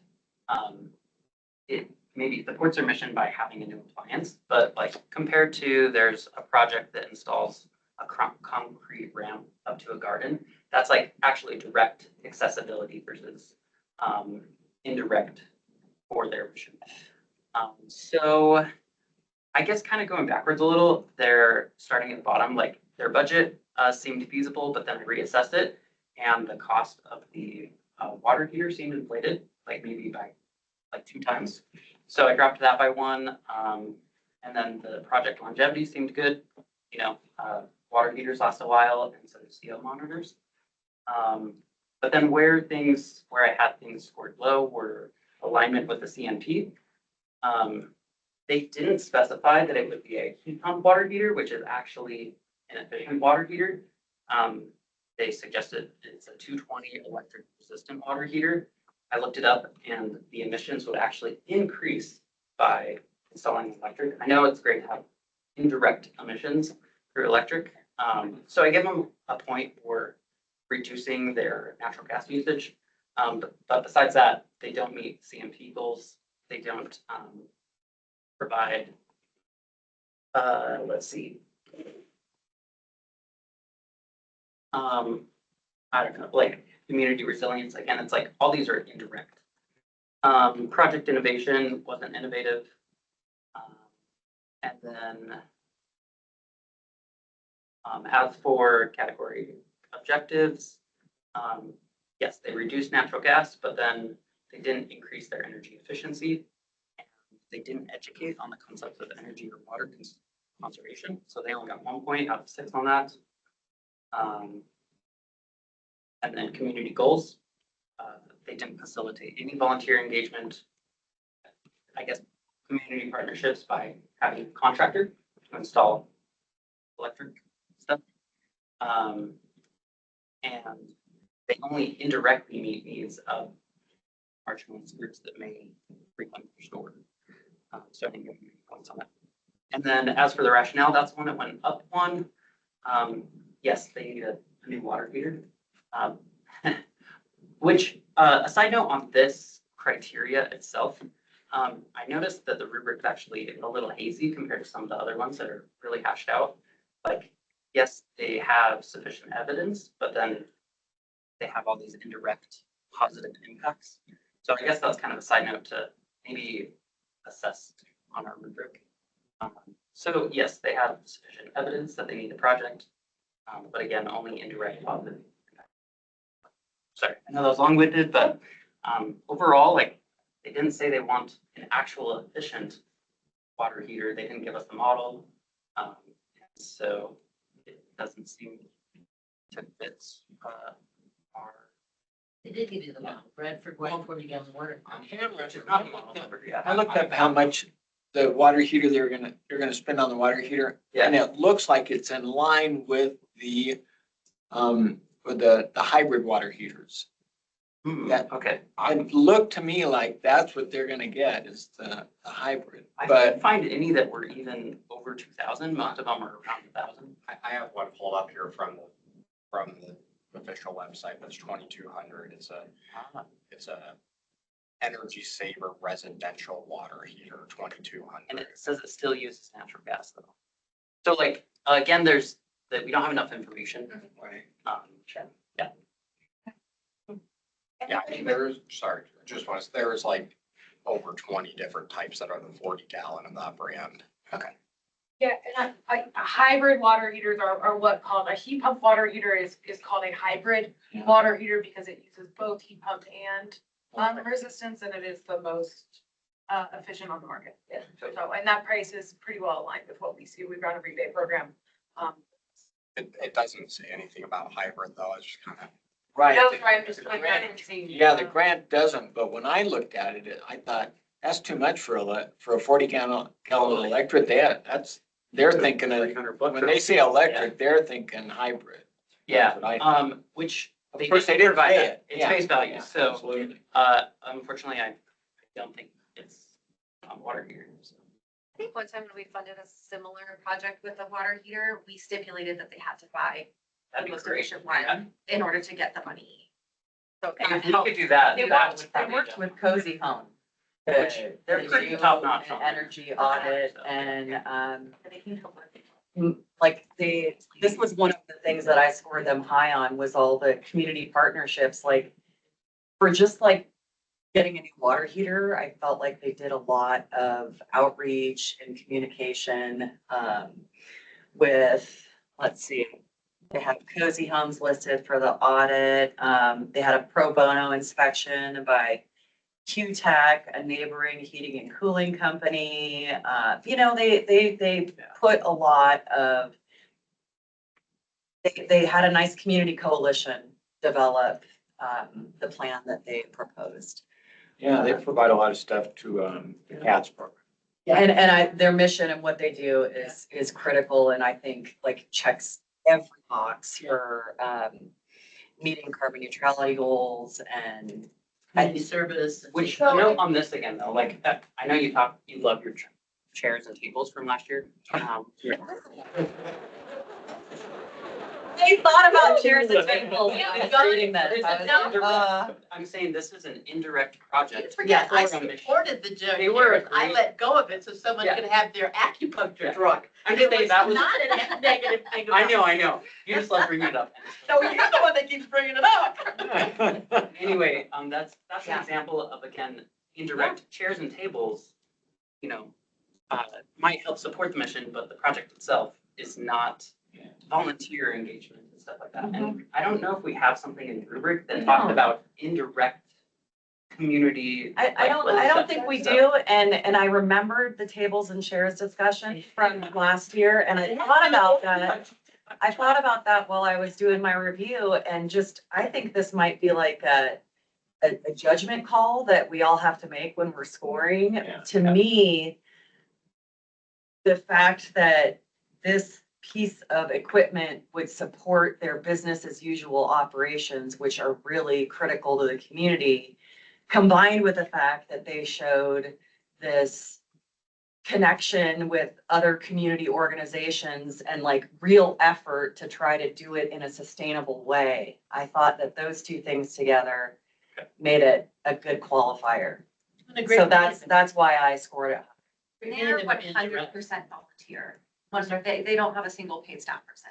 Everything at Cedars Closet is 100% donated. All the sorting is done by volunteers. All the washing is done by volunteers. The store is run by volunteers. And they do Hard to mention be like, that's true. what else could they be doing related to putting in a heater that like involves more volunteer time? There's just, everything that they do at Cedars Closet is That's fair. already under the mission of sustainability. I think you guys make great points, and I think it's something that it'd be great to incorporate in our rubric. This indirect versus direct, because I agree. Like, so if that's a judgment call that's appropriate, I'd probably elevate it on a couple things. And if we can also request if you heat pump water heater, otherwise, Yeah. if it's a regular electric one, not worth it. Okay. So we are sitting at a point, not to add any pressure, but we are sitting at a point where the line is fairly clear, except this grant. So if you decide to change your score, Commissioner Carlson, it's up to you. You, no pressure to do. That is, when I say that, well, we will go around and do more scores, but that, it is enough to wait to potentially bump this one above the line to change our bubble. So let's go around and redo scores for this one right now. So So you're live. You're changing the live or something, so they're Yes, she's doing routine. this. I am. She's Yeah, changing it on on an been Excel doing sheet it on on the Google. Yeah, and Jenna's following along. So let's start with Nice, that's great. Chair Wolkowitz. Would you like to change your score? No. Vice Chair Metzger. Yes, I'm moving mine to 30.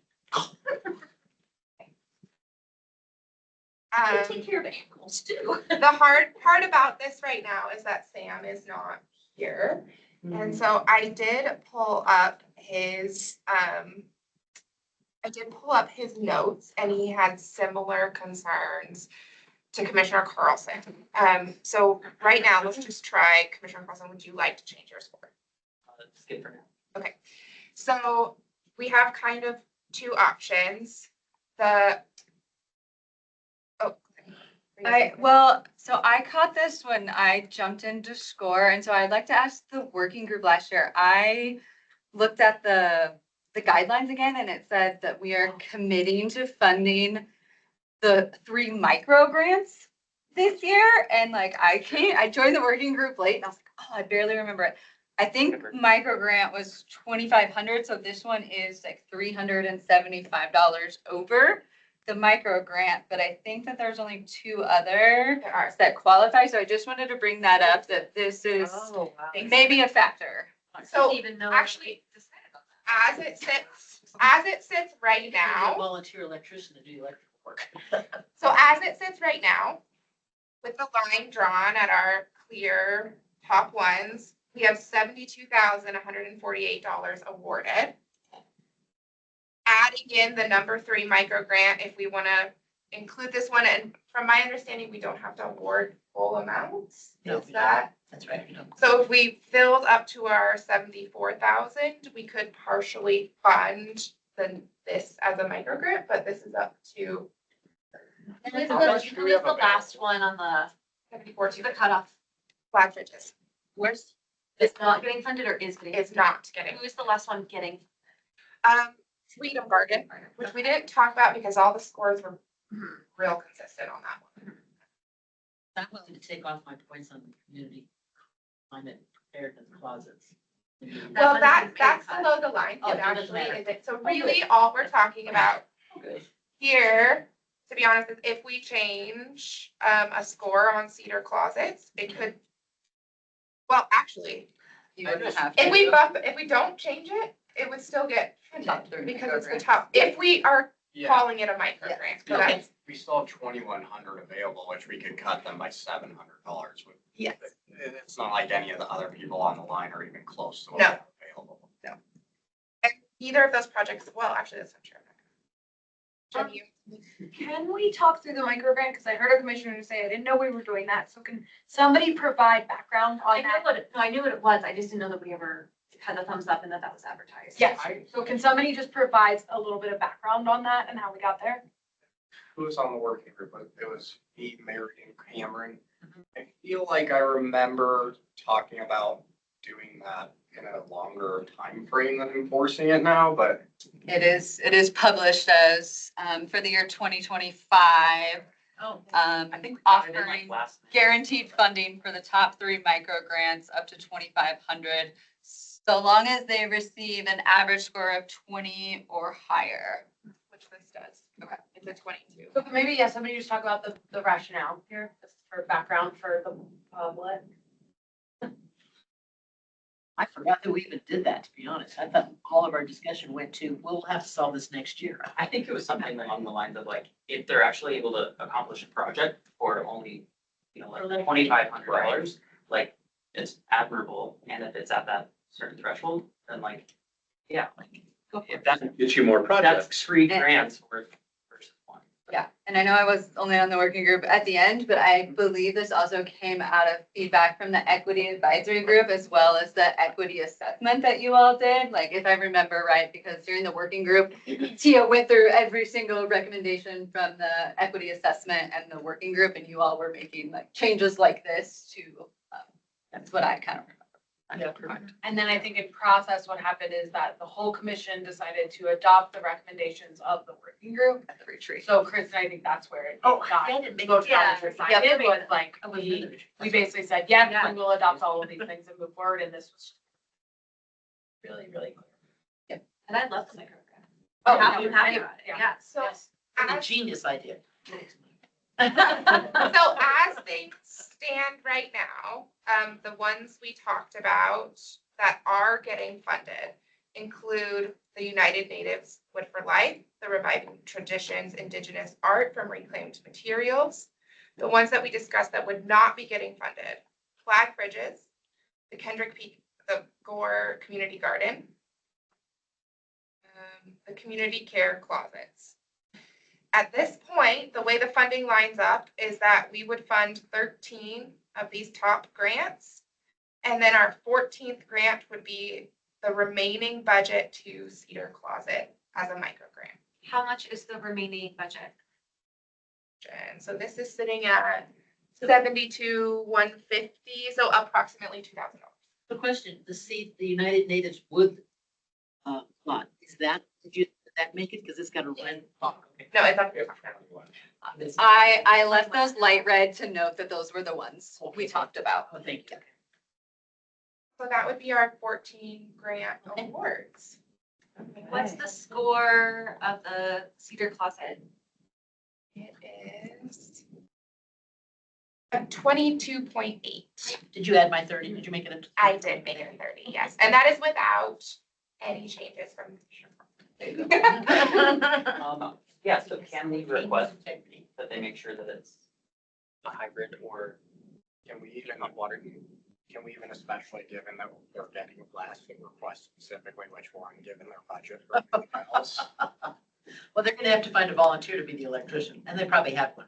I guarantee you, they know somebody that can do that. If they don't, I can recommend somebody. I think that the commission can decide to fund it with contingencies, and they can decide if they can do it for that budget or not. Yeah. okay. That's great.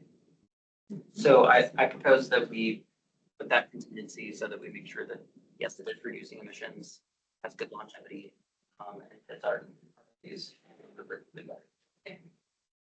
Great. So, I would like to make a motion then that the summary that Diane just gave us for the top, what was it, the top 14? Top 14 grants that are above the red line on the screen, as well as the micro grant for the water heater in the amount of the remaining budget with the stipulation that it's a hybrid water heater. I make a motion for this to be approved as the 2025, 26. FY 26. So FY 26 Flagstaff Sustainability So Grants. the top 14 includes that closet, right? Yes. But at a smaller. And one tiny specificity again, that not all heat pump water heaters are hybrid. So if we just say it's a heat pump water heater, that covers that basis. Yeah, heat pump instead of hybrid. Okay, Other than that, okay, Second. excellent. Want to vote on it? Yeah. Okay, all in favor of Aye. approving? Aye. Approving everything we just said. Wahoo, aye. Aye. Thank you so much, everybody. Nice job. Yeah. Done early. And Yeah. it's 6:20. Well, there I know, is that's one what more I'm thinking. item on the There is agenda one more that's item. 10 minutes. Perfect. So, That I'm actually You not. have to take 10 minutes. I was so focused on this. Give me yeah, 30 we seconds. can table it if, No, it's gonna take 2 minutes. Give me okay. just one That would be second. great because I would love to show Vice Chair Metzger that we can finish That's 6:30 when I'm leading the meeting. That I was in charge of it one time. We're supposed to go 3 hours tonight, so we actually are getting up early. You're getting us out an hour early. And yeah, one other positive compliment to Diane for making this process even smoother, and making it. Oh, this was way easier than Yeah. last year. We're gonna get those Yeah. 10 minutes done, guys. Come on. I'm just saying, I really appreciate it. It I made agree. my, That's great. reviewing process that much smoother and more efficient. Yeah. Good Give for a round of Diane. applause. Okay, yeah, I mean, I just had to put all the data together. Y'all did all the hard work. No, so. you were there when we had trouble and had to call and get No, help. that's formatting. I will say your Google Sheets Glad you setup like- was Well, very, a lot more efficient. I'm Diane, not gonna lie, it came with many iterations back and forth. you need to just, Okay. you're welcome. I You're worked- welcome. I You're worked welcome. very hard on that. You're welcome, everyone. Now, moving right along. Yeah, okay, the last thing we just kind of added, I'm not sure how long we've been doing this in our agendas, but I just wanted to remind everyone in this group that we do have a monthly report from the Flagstaff Sustainability Office that goes onto the website, so you can always just find it on the main homepage of the website. But I wanted to highlight a couple initiatives in here and then just give a quick summary. So one thing that's really cool, and maybe you heard about it on the news, is that we have officially launched our Wildfire Resilient Homes Initiative, which is really lovely. It provides in partnership with the fire department and provide free home assessments. So come out to your house and give you a standard home assessment of what you can do to become more wildfire resilient. And then they also provide wildfire resilient kits. And if you complete that home assessment, you're actually eligible now to apply for a grant up to $600 to have some of those actions implemented. So if, for example, there's a lot of pine needles in your gutters, that could be, easy. Not calling anybody out. No, I'm just saying that's a good gig. Yeah, right. There's a lot of our $700 on that every 3 weeks. there's a lot of our residents who know that some of these things might increase their resilience to wildfire, but can't actually get that work done. So now we have grants that people can apply to for homeowners. And this is true for renters and property owners, so you don't have to be a property owner. Okay, so that sounds. Where did the grant HOAs. money come from? I'm not sure. Where's the No grant money businesses, come right? Jenna, no. Good question. Pass that to Jenna. Jenna, where is the grant money? come It's from our environmental management fee, so it's from our sustainability budget. Okay.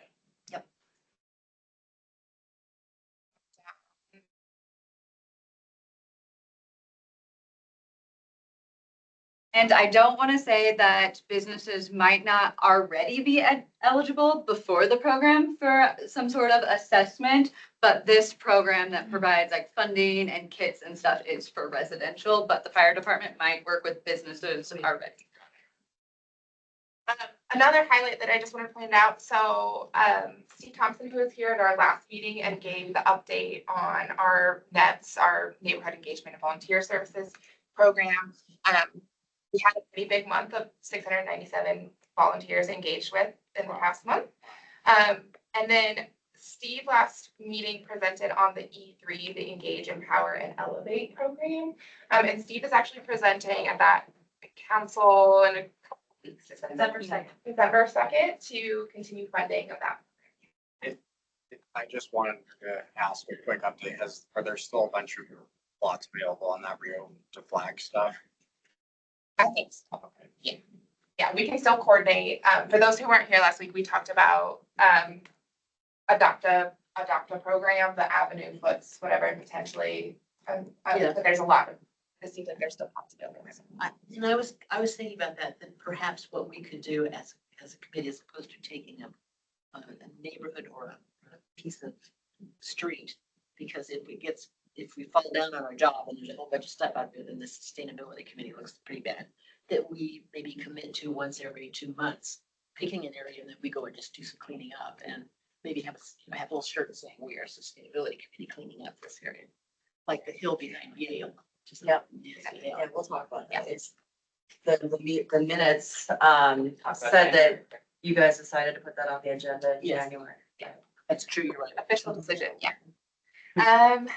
We had our drop-off day event, which was super successful. Serviced over, I can't remember how many 432 unique households. So that's the drop-off day that happened out at Coconino Health Department, for, typical house waste that can't go to the landfill.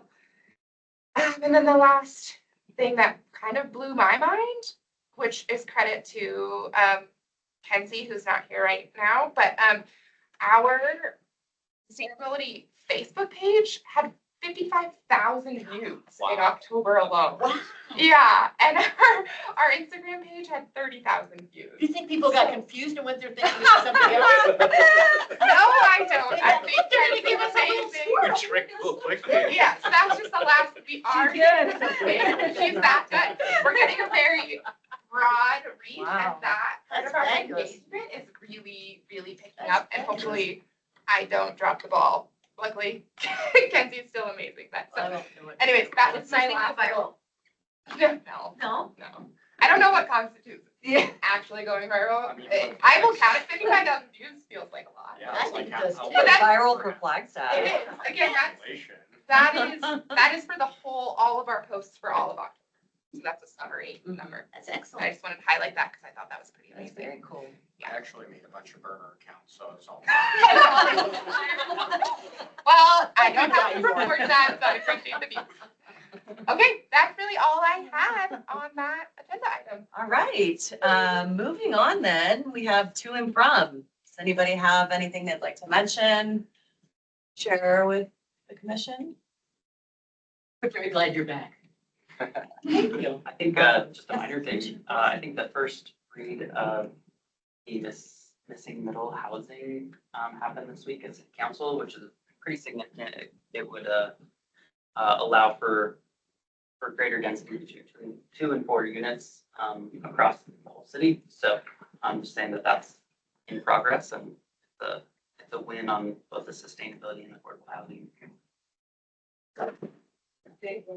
Cool. Yeah. There was also like a mountain line affordable housing thing. Yeah. They're funding some affordable housing thing.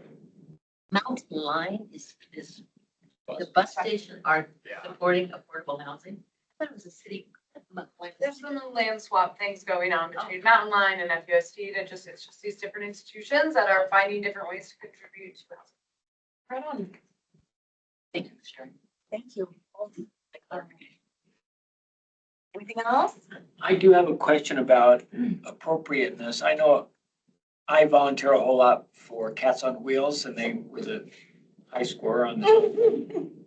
And they are really curious to know if they got their grant. So am I allowed to tell them right away, or It's public. should I wait until I it's think made if they, public? this is live right now and the recording is gonna be posted. So like, it's public Oh, it's like- information. Okay, so I can tell them. I guess. They would like to. They'll be notified officially, Yeah. so it would be, informal, but it's, I mean, they could pull up the recording and check for themselves, so. I think you're fine. Laundry washed at the Cedar Closet too. so Yeah, that's it's the other fine. one. Okay, anybody future, go ahead. Yes, online. So you're raising your hand for future agenda requests. Okay. Commissioner Carlson. Thank you. Yeah. Since Commissioner Warren mentioned Mountain Line, it made me think of how I think it'd be great to do some research and figure out about Bear Free, seeing if we can push for that. So just want to get that on the agenda to. Did you read the New York Times Yeah, article? I was just gonna say, I- I, I'm super pro. when that article came out, a good friend of mine she chairs the Open Space Commission. They've been talking about things like this, and I think that it would be fantastic to work on pulling together a coalition to make that happen in Flagstaff. So January sounds full. If we can squeeze it in on January, we will, but I think that that's fantastic. Have we reached out to Eric Nielsen? I think we also put that on the January. The minutes say that it's gonna be on the January I agenda. should reach out to him in No, no, no, Potentially. to have him Visit- come in January. Yeah. Yeah, Eric's busy. Yeah. But I saw that and that's great. Okay, I have one more thing. Okay, So, you know, the, gosh darn it, it's. the lowest, 6:30. Yes. the lowest scoring applicant was to fix my house. And, Oh. you know, there's lots of other ways to get the house fixed, and I wonder if there's gonna be some outreach to I that am. person. Yeah. Okay, We have Cool. connected them with Habitat for Humanity, Okay, great. and other resources. Yeah, so for context, the lowest score was, it was, I think, just a mismatch of understanding what this grant was. And sounds like a community member in need, and so I'm gonna pair them with the resource. And that's also like, I don't know, obviously I felt them, but is that allowed to be screened out? Because it was like, Yeah, we ended up screening it after folks had already scored it, and so hopefully next year the process will go that the screening happens first, and then you won't even have to review. I think it made my Bless your scoring heart, go thank faster, so I wasn't super. I know. It made you what? Made my scoring go faster. I mean, there was like one word. Yeah, it was- Like a 0. Yeah. All right, with, no further ado then, I moved to we adjourn this meeting. thank you very much. I second that motion. Meeting adjourned.